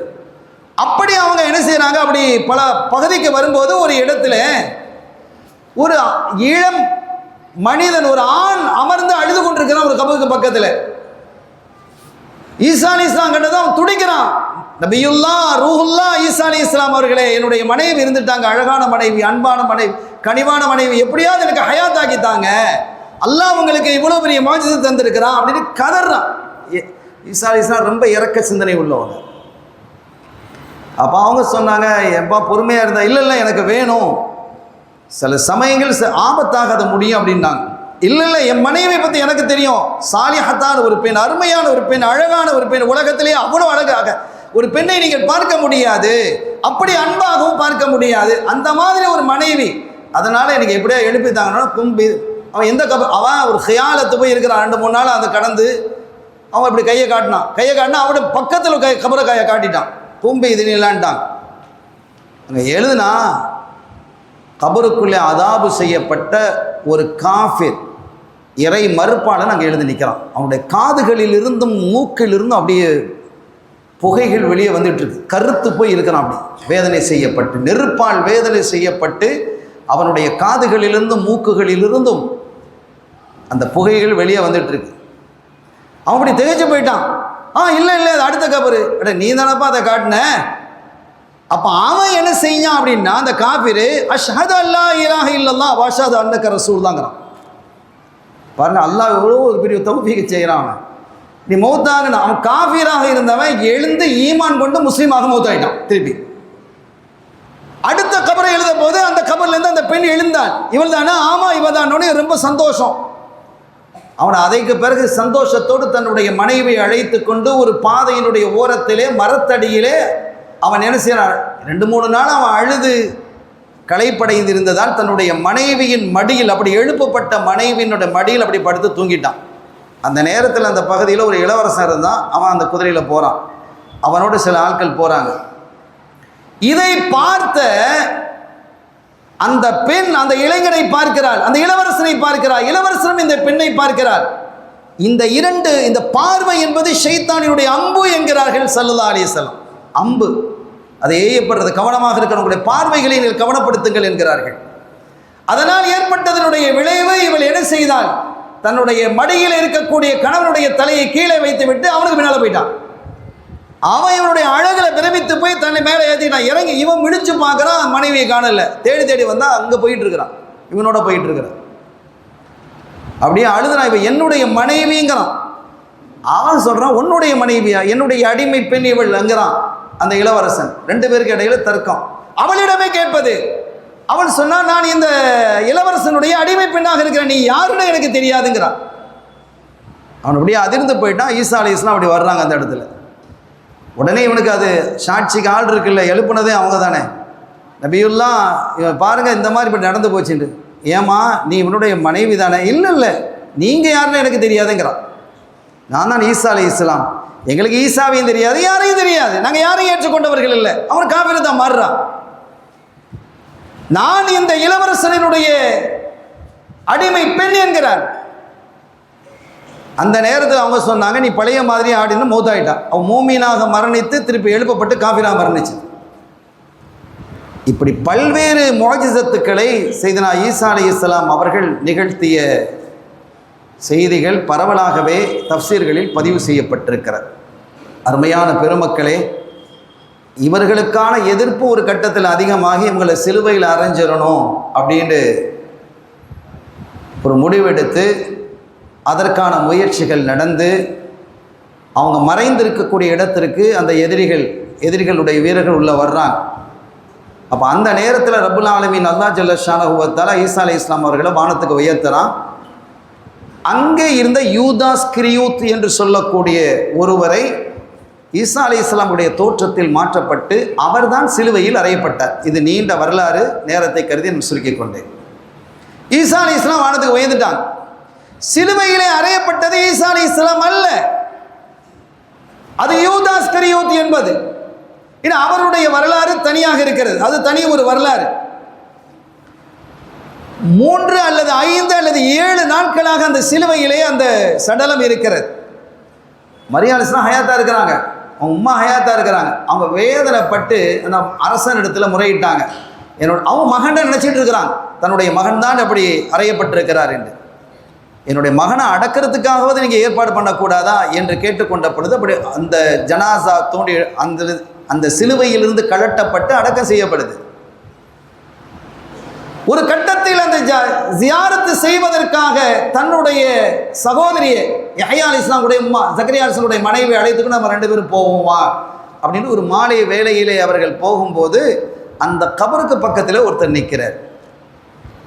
யஹ்யா அலைஹிஸ்ஸலாமுடைய தாயார் முன்னால் போகிறாங்க, அவங்க அம்மா முன்னால் போகிறாங்க. அப்போ இவங்க சொல்கிறாங்க, தன்னுடைய சகோதரி, நீங்கள் ஏன் முன்னால் வேகமாக போகிறீங்க, அங்கே ஒரு ஆம்பளை நிற்கிறாங்களே, அவங்களுக்கு நீங்கள் வைக்க மாட்டீங்களா, வைக்கிறது இல்லையா, இப்படியா நீங்கள் முன்னால் போகிறது அப்படின்ட்டு. அப்போ அவங்க கேட்டாங்க, மரியம் யார் இருக்கிறா, ஒருத்தர் இல்லையே, அப்போ உங்கள் கண்ணுக்கு தெரியலையா அப்படின்னு கேட்டாங்க. யாருமே இல்லையே, தெரியறதுக்கு யார் இருக்கிற, அந்த கபர் தான் இருக்குது, கபரு பக்கத்தில் யாரும் இல்லையே, ஒரு ஆள் நிற்கிறாரு, யாரும் இல்லையே அப்படிங்கிறாங்க. அப்போ நீங்கள் இங்கே நில்லுங்க, அங்கே நிற்பது ஜிப்ரைல், என்னுடைய கண்ணுக்கு மட்டும்தான் தெரிவாங்க. நேராக போனாங்க.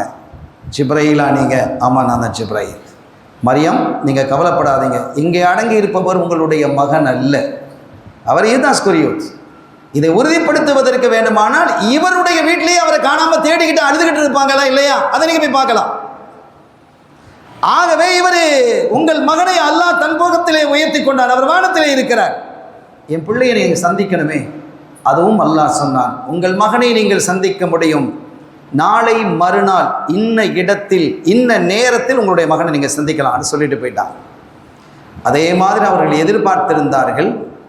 2 நாட்கள் அந்த இரவு நேரத்தில் அந்த இடத்திலே ஈசா அலைஹிஸ்ஸலாம் அவர்கள் இறங்குகிறார்கள். தன்னுடைய தாயை பார்த்து நேராக ஓடி வந்து அவர்களுடைய நெற்றியில் முத்தமிட்டு, என் அருமை தாயே, நான் ஹயாத்தாக தான் இருக்கிறேன், என்ன ஒன்றும் அவங்க என்ன செய்யலை, கொல்லலை, வேற ஒருத்தர் தான் அவரை கொண்டாங்க, நீங்கள் தைரியமாக இருங்க, பொறுமையாக இருங்க, அல்லாஹ் என்ன உயர்ந்த இடத்திலே வைத்திருக்கிறான் என்று சொல்லி அவர்கள் உயர்ந்தார்கள். சில காலத்திற்கு பிறகு, அதற்கு பிறகு 5 வருடங்கள் கழித்து மரியம் அலைஹிஸ்ஸலாம் அவர்கள் தன்னுடைய 53வது வயதில் வஃபாத்தாராங்க.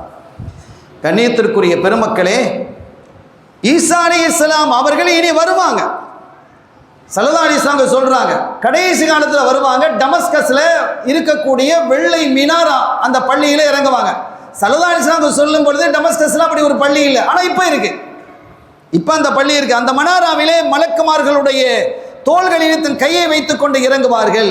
அப்போது அங்கே மஹதி அலைஹிஸ்ஸலாம் அவர்கள் சுபூ தொழுது வைத்துக் கொண்டு இருப்பார்கள் என்றெல்லாம் தகவல் வருது. அப்படி வந்ததற்கு பிறகு அவங்க என்ன செய்வாங்க, தஜ்ஜாலை கொல்லுவாங்க. 40 ஆண்டு காலம் இங்கே வாழுவார்கள், கல்யாணம் முடிப்பாங்க, பிள்ளை பெறுவாங்க. அதற்கு பிறகு அவர்கள் மரணித்து இந்த உம்மத்தால் தொலை வைக்கப்பட்டு ஸல்லல்லாஹு அலைஹி வஸல்லம் அவர்களுடைய ரவுலா ஷரீஃபிலேயே அவங்க அடக்கப்படுவாங்க என்ற வரலாறுகள் தெளிவாக பேசப்பட்டிருக்கிறது. இது ஈசா அலைஹிஸ்ஸலாம் அவருடைய வரலாற்றினுடைய ஒரு சிறு பகுதி தான்.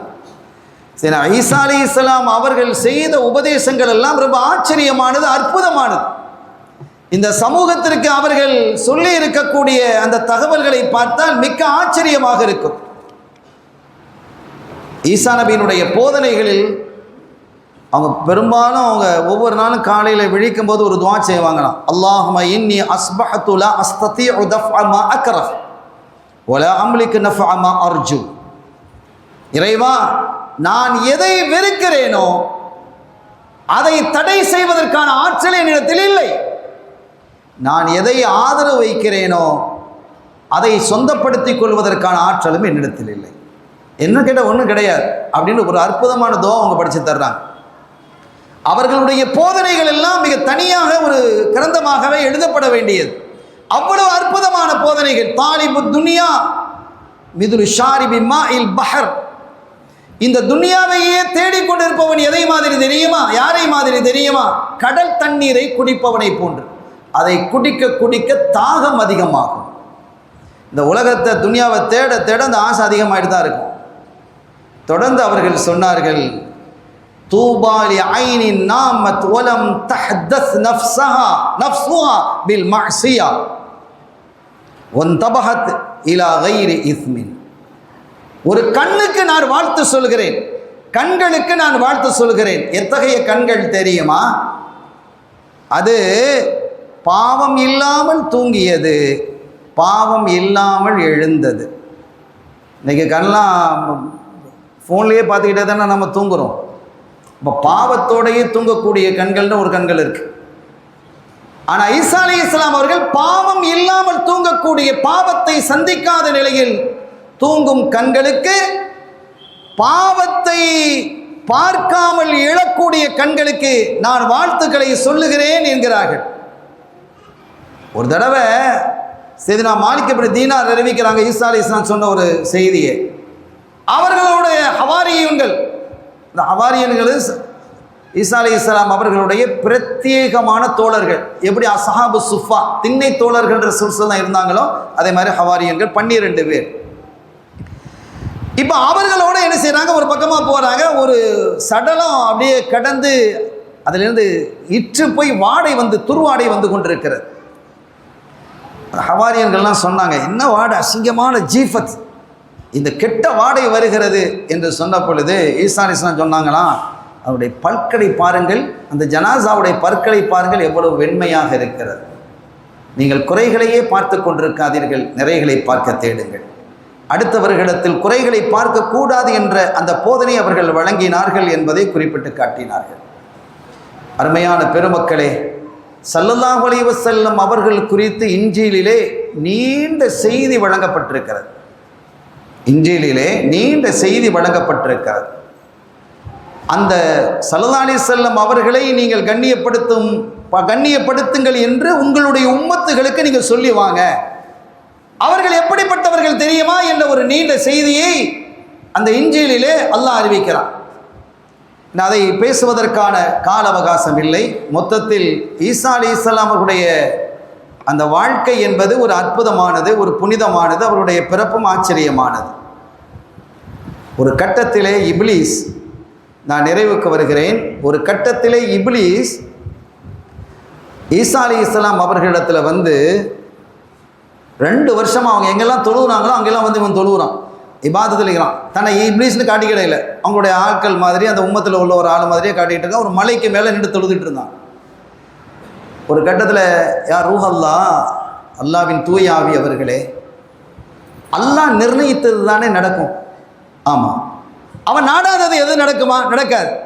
அப்படின்னா ஒன்று செய்யுங்களேன் பார்க்கலாம் எப்படின்னு. என்ன, இந்த மலையிலிருந்து நீங்கள் குதிக்கணும், இந்த மலையிலேருந்து உச்சியிலேருந்து நீங்கள் குதிச்சிருங்க, நீங்கள் இறக்குறீங்களா இல்லையாங்கிறத பார்த்துடலாம்.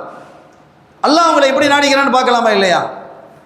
ஈசா அலைஹிஸ்ஸலாம் சொன்னாங்க, நீ இல்லை மல்ஊன், நீ ஷைத்தாங்கிறது இப்போ தான் எனக்கு தெரியுது. ஒன்று தெரிஞ்சிருக்கோ, அல்லாவை சோதித்து பார்க்காத, அல்லாஹ் தான் நம்ம சோதிப்பான். நான் அல்லாஹ் செய்கிறானா இல்லையான்னு சோதித்து பார்ப்பதற்கு அடியார்களுக்கு உரிமை இல்லை.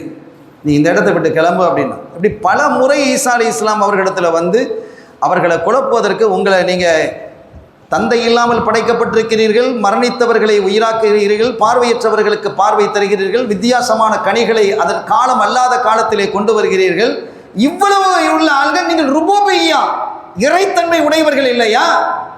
உங்கள் மக்களை நீங்கள் அப்படி சொல்லி நீங்கள் வளர்க்கக்கூடாதா என்று சொல்லும் பொழுது அல்லாஹ்விடத்தில் அவர்கள் பாதுகாப்பு தேடினாங்க. இப்லீஸினுடைய தொல்லை தாங்க முடியல. ஜிப்ரீல் அலைஹிஸ்ஸலாம் அந்த இறங்கி ரெக்கையால் அடித்தான். அவன் சேற்று கடலிலே போய் விழுந்தான் என்று செய்திகள் சொல்லும். அப்போ அவனுடைய ஒரு கட்டத்தில் அவன் அடி அதிகமாக வாங்கிய பொழுது அவனுடைய குழுக்கள்லாம் வந்து, யா செய்தி இன்னைக்கு ரொம்ப அடி வாங்கிக்கிறீங்க போல இருக்கே அப்படின்ற போது, ஆமாம், நான் இன்னைக்கு களைப்படைந்த மாதிரி என்றைக்கு நான் களைப்பட இல்லை. ஆனால் ஒன்று நீங்கள் ஞாபகம், அவரை நம்ம தொட முடியாது, அவரை பின்பற்றக்கூடியவர்களை நான் என்ன செய்வேன், உடைப்பேன், அவரை இறைவன் என்று சொல்ல வைப்பேன் என்றான். அவரை கர்த்தர் என்று சொல்ல வைப்பேன் என்றான். அவர்தான் கடவுள் என்பான், கடவுளினுடைய பிள்ளை என்பான். அப்படி ஒரு சூழலை நான் உருவாக்குவேன் என்றான். அப்போ 3 பிரிவினர்களாக பிரிந்தார்கள். அன்றைய காலத்திலே உள்ள அந்த குழுக்கள் 3 பிரிவினராக பிரிந்தார்கள். ஒன்று, அவர்தான் இறைவன், இல்லை, இன்னொரு குழுவை இறைவனுடைய மகன் என்று சொல்ல வைத்தான். ஒரு குழு அவர் கர்த்தர்னு சொல்ல வச்சான், இன்னொரு கர்த்தனுடைய மகன் தேவபிதா, இன்னொன்று தேவனுடைய மகன் தேவகுமாரன் என்று சொல்ல வைத்தான். 3ஆவதாக அவர்களை ஏற்றுக்கொண்ட ஒரு குழு இருந்தது. அவர்கள் இறைவனும் அல்ல, இறைவனுடைய மகனும் அல்ல, மாறாக அவர்கள் இறை தூதர் என்று சொல்லக்கூடிய முஸ்லிம்களாக வாழ்ந்தவர்கள். எதை கொண்டு வந்தாங்களோ அந்த அடிப்படையில் வாழ்ந்தவங்க. ஆனால் அவர்களை எல்லாம் உண்டு இல்லை என்று அந்த 2 குழுவும் ஆக்கிவிட்டனர். ஸல்லல்லாஹு அலைஹி வஸல்லம் அவர்கள் காலம் நெருங்கும் வரை அந்த முஸ்லீம்கள் ஈசா அலைஹிஸ்ஸலாம் அவர்களை இறை தூதர் என்று, அப்துல்லா நபியுல்லா என்று ஏற்றுக்கொண்ட மக்கள் மிக குறைவாக ஆகிவிட்டனர். இவங்க மிகச்சிட்டாங்க. இதுதான் அந்த காலத்தில் நடந்தது. ஸல்லல்லாஹு அலைஹி வஸல்லம் அவர்கள் வந்ததற்கு பிறகு அது மாறியது. அருமையான பெருமக்களே, இதுதான் ஈசா அலைஹிஸ்ஸலாம் அவர்கள் மீது நாம் கொள்ள வேண்டிய கொள்கை என்பதை கூறிக்கொண்டு, இன்றைய தினம் பிறை 13 இப்னு ஹஜர் இமாம் அல் ஹைத்தமி அவர்களுடைய நாள் என்பதால் ஒரு பரக்கத்திற்காக அவர்களுடைய ஒரு சிறு குறிப்பை சொல்லி நான் நிறைவுபடுத்துகிறேன். ஷேகுல் இஸ்லாம் அஹ்மத் இப்னு முஹம்மது இப்னு அலியுல் ஹஜரி சஅதியில் ஹைத்தமியில் மக்கி, இவங்களுடைய பெயர் அஹ்மது, அவங்க வாப்பா பேர் முஹம்மது, அவங்க வாப்பா பேர் அலி. இப்னு ஹஜர் என்று இவர்களுக்கு ஏன் பெயர் வந்தது என்று சொன்னால், யார் இவங்களை பற்றி பேசினாலும் எந்த குறை சொன்னாலும் அப்படியே கல் மாதிரி இருப்பாங்க. அட இவ்வளோ திட்டுறா, நீங்கள் கல் மாதிரி இருக்கிறீங்க, நான் அமைதியாக இருக்கிறேன்ல, அப்படி தான் இருக்கணும். இதே மாதிரி எல்லாரும் பழகிக்கமா. யார் ஏசினாலும் கூட அவங்க பதில் சொல்ல மாட்டாங்க, அமைதியாக இருப்பாங்க. அதனாலேயே அவர்களுக்கு இப்னு ஹஜர். இப்னு ஹஜர்னா கல்லினுடைய மகன் அல்ல, கல்லை பற்றி பிடித்து கொண்டிருப்பவர் என்று அர்த்தம். அபு இப்னுக்கு இந்த அர்த்தம் உண்டு. அப்படி அவர்கள் வாழ்ந்தவர்கள். இவர்கள் பிறந்தது மேற்கு எகிப்தில் இருக்கக்கூடிய ஹைத்தம் என்ற இடத்துல அவங்க பிறக்கிறாங்க. ஹிஜ்ரி 909 பிறக்கிறாங்க. அதாவது 1504 கிபி அவர்கள் அங்கே பிறக்கிறாங்க. பிறந்த காலகட்டத்தில் அவங்க பெரிய ஒரு இல்மாலியாக இருக்க இல்லை. ஒரு மனிதர் இடத்துல போய் படிக்க போனாங்க, ஹிதுமத்தில் இருந்தாங்க. அந்த மனிதர் சொன்னாங்க, அவங்க ஒரு உஸ்தாத் சொன்னாங்க, நல்ல ஹிதுமத் செய்கிறான், நல்ல படிவிடை செய்கிறான், ஆனால் உனக்கு இல்மு லாய்க்கு இல்லை அப்படின்னு சொல்லிட்டாங்க. அதோடு அவங்க விட்டுட்டு வந்துட்டாங்க. அது அவர்களுடைய கல்வியில் பதிந்து இந்த இல்மினுடைய உச்சத்தை தொட வேண்டும் என்ற அந்த வேகமும் வெறியும் ஏற்பட்டு எல்லா துறைகளிலும் உச்சத்தை தொட்டாங்க. முஹத்திதாக அவர்கள் திகழ்ந்தார்கள். ஹதீதை அறிவிக்கக்கூடியவர்களாக, ஒரு ஃபகீஹாக, சட்ட நிபுணராக, வரலாற்று பேராசிரியராக, இலக்கண ஆய்வாளராக, மொழியியல் வல்லுநராக, ஃபத்வா கொடுக்கக்கூடிய தீர்ப்பாளராக, குர்ஆனுக்கு விளக்கம் செய்யக்கூடிய முஃபஸ்ஸீராக, தஸவ்வுஃப் என்று சொல்லக்கூடிய ஆன்மீகவாதியாக, எல்லா துறையிலும் அவங்க தடம் பதித்தார்கள். அவர்கள் தடம் பதிக்காத கலையே இல்லை என்று சொல்லக்கூடிய உச்சத்தை தொட்டவர்கள். பல நாடுகளுக்கு அவர்கள் சென்றாங்க. ஆனால் அவங்க பிறந்தது என்னமோ ஈஜிப்டில் தான், ஒன்று மிஸ்ரின்னு சொல்லியிருக்கணும். ஆனால் அவங்களுக்கு மக்கீடு பேர் இருக்குது, மக்களை பிறந்தது தானுங்கணும். காரணம், அவர்கள் நீண்ட காலமாக மக்காவிலே போய் குடியேறி அல்லாஹ்வினுடைய காபத்துல்லாவுக்கு அருகிலேயே இருக்க வேண்டும் என்று அங்கே போய் கடைசி வரைக்கும் இருந்துட்டாங்க. வாழ்நாள் முழுவதும் அவர்கள் அங்கே இருந்ததின் காரணத்தினால் அவர்களுக்கு மக்கி அப்படின்னு பேர் வந்தது. இப்போ சில பேர் வெளியூர்லேருந்து நம்ம ஊரில் வந்து சேர்றாங்க, காயல்ங்கிற பேர் இணைதா இல்லையா? அதே மாதிரி மக்கி என்ற பெயர் அவர்களுக்கு என்ன செய்தது, இணைந்தது என்று அவர்கள் சொல்வார்கள். ஹிஜ்ரி 974 1567 கிபி அந்த வருஷத்தில் அவங்க என்ன செய்கிறாங்க, மரணிக்கிறாங்க. அவங்க ஜன்னத்துல் முஅல்லா மக்காவில் இருக்கக்கூடிய அந்த பிரசித்தி பெற்ற மையவாடியில் அவர்கள் அடக்கப்பெறுகிறார்கள். இவர்களுடைய பிரபல்யமான மாணவர் யாருன்னு சொன்னால், மிஷ்காத்தினுடைய ஷரஹ மிர்காத் என்று இருக்குது. அந்த மிர்காத்தினுடைய ஆசிரியராக இருக்கக்கூடிய முல்லா அலியுல் காரி ரஹ்மஹுல்லா அவர்கள் இவர்களுடைய பிரதானமான மாணவர் என்பதே. ஏன்னா மிர்காத்தை எல்லாரும் ஓதுவாங்க, எல்லா மதரசாலையும் ஓதுவாங்கிறதுக்காக சொல்லித்தர்றோம்.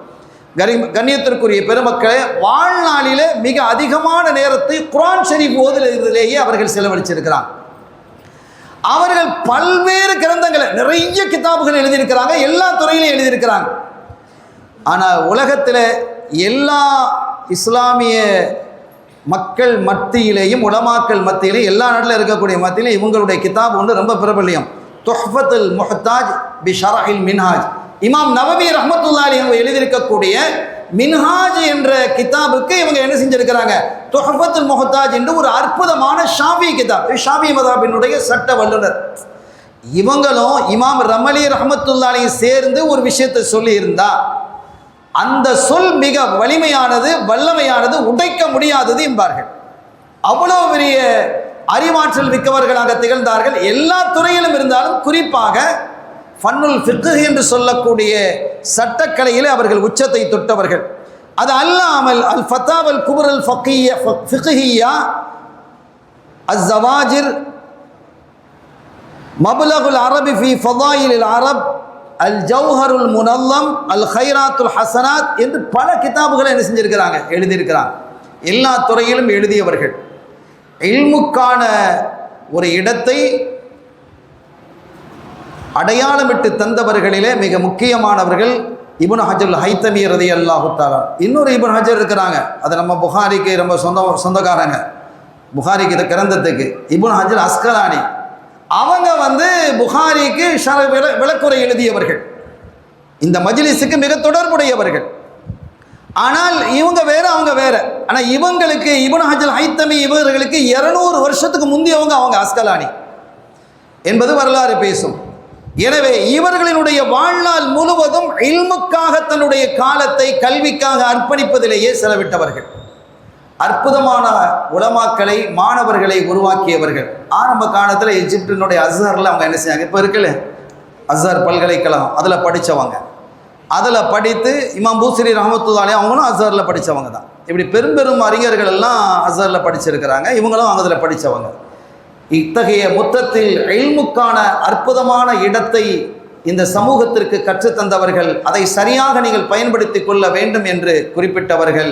நாளை மறு உலகத்தில் இல்முக்கான அந்தஸ்து அல்லாஹ்விடத்தில் மிக உயர்வானது என்பதை பல கட்டத்திலே அவர்கள் சொல்லி தந்திருக்கிறார்கள். இத்தகைய பெருமகனாரினுடைய நினைவு நாளையும் அவர்கள் ஆற்றிய சேவைக்காக இந்த இடத்தில் நாம் நினைவு கூறி, வல்ல அல்லாஹ் அவர்களுடைய ஃபைது என்று சொல்லக்கூடிய அந்த அருள் பெருமழையை நம் மீதும் நம் சார்ந்தவர்கள் மீதும் நம்முடைய சந்ததிகள் மீதும் மழையென பொழிவானாக. இந்த மஜ்லிஸை கபூல் செய்வானாக. நம்முடைய பாவ பிழைகளை மன்னிப்பானாக, குறைகளை மறைப்பானாக. இந்த மஜ்லிஸை மேலும் சிறக்கச் செய்வானாக. ஈருலக சௌபாக்கியங்களின் தந்தருள் பாலிப்பானாக. நமது நாட்டு திட்டங்களை நிறைவேற்றி மகத்தான சுமனுப்பதிகளை கண்மணியாம் பொன்மணி முஹம்மது ரசூலுல்லாஹி ஸல்லல்லாஹு அலைஹி வஸல்லம் காலடியில் அமர்ந்த எல்லாவற்றுக்கும் மேலாக அவருடைய திருலிகா என்ற அற்புதமான காட்சியை காணக்கூடிய மகத்தான பாக்கியத்தை அல்லாஹ் எனக்கும் உங்களுக்கும் நம்மை சார்ந்தவர்களுக்கும் நசீவாக்கி வைப்பானாக. யஹ்கி ஹபீபிஹி ஸல்லல்லாஹு அலைஹி வஸல்லம் எல்லாம் வல்ல அல்லாஹ்வின் அருளையும் ஸல்லல்லாஹு அலைஹி வஸல்லம் ஷஃபாஅத்தையும் பெறுவோமாக. வாஹிரு தஅவானா அல்ஹம்துலில்லாஹி ரப்பில் ஆலமீன். வஸ்ஸலாமு அலைக்கும் வரஹ்மத்துல்லாஹி வபரகாத்துஹு. அஸ்ஸலாமு அலைக்கும் வரஹ்மத்துல்லாஹி வபரகாத்துஹு. கருவினுள் உருவமைத்த கருணாகரனே, உருவமில்லா பரம்பொருளே இறைவா, உனது அருள் வேண்டி ஆளும் இறைவனின் அருள் பெற்ற இறைத்தூதர், நாளும் எமை காக்கும் நல்ல முதாம் ரசூல் கண்மணி நாயகம் ஸல்லல்லாஹு அலைஹி வஸல்லம் அவர்களின் திவ்ய ஹதீஸ் மணிமொழி கோர்வையாம் அல் ஜாமிஉ ஸஹீஹுல் புகாரி எனும் பரிசுத்த ஹதீஸ் கிரந்தமதை இதய சுத்தியுடன் ஓதும் எழில்மிகு மாமன்றம் புனிதமிகு மஜ்லிஸுல் புகாரி ஷரீஃபின் 99ஆம் வருடத்தின் 13ஆம் தினமாகிய இன்று விசேஷ தினமாகும். கல்லுடைந்தாலும் சொல்லுடையாது என்ற சொல்லுக்கு சொந்தக்காரர் இமாம் இப்னு ஹஜர் ஹைத்தமி ரலியல்லாஹு தஆலா அன்ஹு அவர்களின் நினைவு தினமாகும். இன்று ஓதப்பட்ட ஹதீஸ் மாமணிகளுக்கு விளக்க உரையும் இமாம் அவர்களின் வாழ்க்கை வரலாற்று சுருக்கத்தையும் அல் ஜாமிஉ அல் கபீர் பெரிய குத்பா பள்ளியின் ஹத்தீபும் அஸ்கருர் ரஹ்மான் மகளிர் அரபிக் கல்லூரியின் நிர்வாகியுமான மௌலவி அல் ஹாஜ் அல் ஹாஃபில் ஹெச்.ஏ. அஹ்மத் அப்துல் காதிர் ஆலிம் மஹ்தரி அவர்களால் விளக்க உரை தரப்பட்டு இறையருள் சூழ இனிதை நிறைவு பெற உள்ளது இன்றைய மஜ்லிஸ். அல்ஹம்துலில்லாஹ். வல்ல ரஹ்மான் இம்மஜ்லிஸை முழுமையாக கபூல் செய்வானாக. ஆமீன். இன்ஷா அல்லாஹ். நாளை பிறை 14 நாளை ஓதப்படும் ஹதீஸ் மணிமொழிகளுக்கு 2 ஆலிம் பெருந்தகைகள் விளக்க உரை தர உள்ளார்கள். கேரளா குட்டிக்காட்டூர் ஜாமியா அன்வாரியா அரபிக் கல்லூரியின் ஹிஃபுது பிரிவு பேராசிரியர் மௌலவி அல் ஹாஃபில் என்.கே. ஹாஜா முஐனுத்தீன் ஆலிம் மஸ்லஹி அவர்களும், கூத்தாநல்லூர் ஃபைசுல் பாக்கியாத் அரபிக் கல்லூரியின் பேராசிரியர் மௌலவி அல் ஹாஃபில் எம்.ஏ. நூஹு நிப்ராஸ் ஆலிம் அன்வாரி அவர்களும் தர உள்ளார்கள். எனவே பொதுமக்கள், பெருமக்கள், தாய்மார்கள் முன்கூட்டிய மஜ்லிஸிற்கு வருகை தந்து அல்லாஹ்வின் நல்லருளையும் அருமை கண்மணி நாயகம் ஸல்லல்லாஹு அலைஹி வஸல்லம் அவர்களின் நல்லாசியும் பெற்றேக மிக அன்புடன் வேண்டுகிறோம். வீட்டுண்டியல் வைத்திருக்கக்கூடிய உள்ளூர் பொதுமக்கள் உங்களது உண்டியல் காணிக்கையினை அலுவலகத்தில் செலுத்தி அதற்குரிய ரசீதை பெற்றேக வேண்டுகிறோம். அடுத்து இன்றைய தினத்தின் செலவினை சொல்கார் தரு மர்ஹூம் பீனா சேனா சையீத் அஹ்மது அவர்களின் குடும்பத்தார்கள் ஏற்றுள்ளார்கள். அன்னவர்களின் குடும்பத்தின் ஹக்கில் துஆ செய்வதோடு அவர்களின் குடும்பத்தை சான்ற மர்ஹூமாக்களின் பெயர் பட்டியல் மஜ்லிஸின் ஆண்கள் பெண்கள் அறிவிப்பு பலகையில் எழுதப்பட்டுள்ளன. அன்னவர்களின் ஹக்கில் யாசின் ஹத்தம் ஓதி ஈசால் தவாப் செய்யுமாறு மிக்க அன்புடன் கேட்டுக்கொள்கிறோம். வஸ்ஸலாமு அலைக்கும் வரஹ்மத்துல்லாஹி வபரகாத்துஹு. الفاتحة.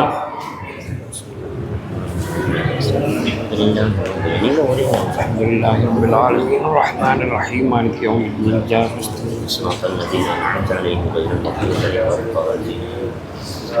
بسم الله الرحمن الرحيم ياسين والقرآن الحكيم إنما إذا أراد شيئا يقول له سبحان الذي بيده ملك كل شيء. الفاتحة.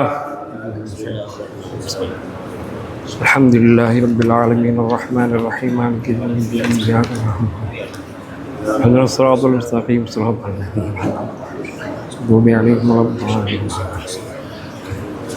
قل هو الله أحد الله الصمد لم يلد ولم يولد. بسم الله الرحمن الرحيم قل هو الله أحد الله الصمد. بسم الله الرحمن الرحيم قل هو الله أحد الله الصمد بسم الله الرحمن الرحيم قل أعوذ برب الفلق من شر ما خلق من شر غاسق من شر النفاثات في العقد من شر حاسد بسم الله الرحمن الرحيم قل أعوذ برب الناس ملك الناس إله الناس الذي يوسوس في صدور. الحمد لله رب العالمين حمدا يوافي نعمه ويكافي مزيدا واعف عنا يا كريم يا رحيم يا الله. اللهم صل وسلم وبارك وكرم على رسوله سيدنا محمد وعلى ال سيدنا ونبينا مولانا محمد وبارك وسلم عليه. اللهم صل وسلم على سيدنا محمد الناطق بالحق والداعي للرشد والهادي الى الصواب، حجته البالغة وبرهانه القوي ودعوته العامة. اللهم فكما شرفتنا بسماع حديثه القويم واهدنا صراطه المستقيم. اللهم إنا قرأناه وسمعناه مقرين بالعجز عن الإحاطة بمعناه. اللهم فكما أكرمتنا بسماع ألفاظه وجعلنا من جملته وحفاظه. اللهم قرب إلى فهامنا بعيد معاني ووفقنا للعمل بمقتضى ما ورد من الأحكام فيه وامتثال أوامره واجتناب نواهيه. اللهم إنا بك وبما جاء به هذا النبي مؤمنون وبما أخبرنا به من الغيب والوعد والوعيد مصدقون. فثبت اللهم بحرمة ذلك الإيمان والتصديق في قلوبنا واغفر ببركته جميع ذنوبنا. اللهم أوصل مثل ثواب ما قرأنا من كلامك العزيز هذه هدية واصلة ورحمة نازلة وبركة شاملة وتحفة كاملة من إلى روح سيدنا ونبينا مولانا محمد صلى الله عليه وسلم خاصة، ثم إلى أرواح جميع المسلمين والمسلمات والمؤمنين والمؤمنات، ثم إلى أرواح جميع المؤسسين والواقفين والناصرين والساعين لهذا المجلس الشريف، ثم إلى روح أمير المحدثين أبو عبد الله محمد بن إسماعيل البخاري رحمه الله. اللهم اغفر لهم وارحمهم وحشرهم في زمرة المتقين. اللهم إنا نسألك علما نافعا وعملا متقبلا ورزقا واسعا وحلالا طيبا وشفاء من كل داء. اللهم بارك لنا فيما رزقتنا وتجاراتنا ومعاملاتنا في مجلسنا وفي أولادنا وفي بناتنا برحمتك يا أرحم الراحمين. اللهم طهر قلوبنا عن غيرك ونور قلوبنا بنور معرفتك أبدا أبدا يا الله. ربنا لا تزغ قلوبنا بعد إذ هديتنا وهب لنا من لدنك رحمة إنك أنت الوهاب. ربنا تقبل منا إنك أنت السميع العليم وتب علينا إنك أنت التواب الرحيم. ربنا آتنا في الدنيا حسنة وفي الآخرة حسنة وقنا عذاب النار. ربنا اغفر لنا ولوالدينا رب ارحمهما كما ربياني صغيرا. وصلى الله تعالى وسلم على خير خلقه سيدنا محمد النبي الأمي وعلى آله وأزواجه وأتباعه أجمعين. سبحان ربك رب العزة عما يصفون وسلام على المرسلين والحمد لله رب العالمين. سبحان ربك رب العزة عما يصفون وسلام على المرسلين والحمد لله رب العالمين. سبحان ربك رب العزة عما يصفون وسلام على المرسلين والحمد لله رب العالمين. صلى الله على محمد وعليه وسلم. صلى الله على محمد صلى الله عليه وسلم. صلى الله على محمد يا ربي صل عليه وسلم.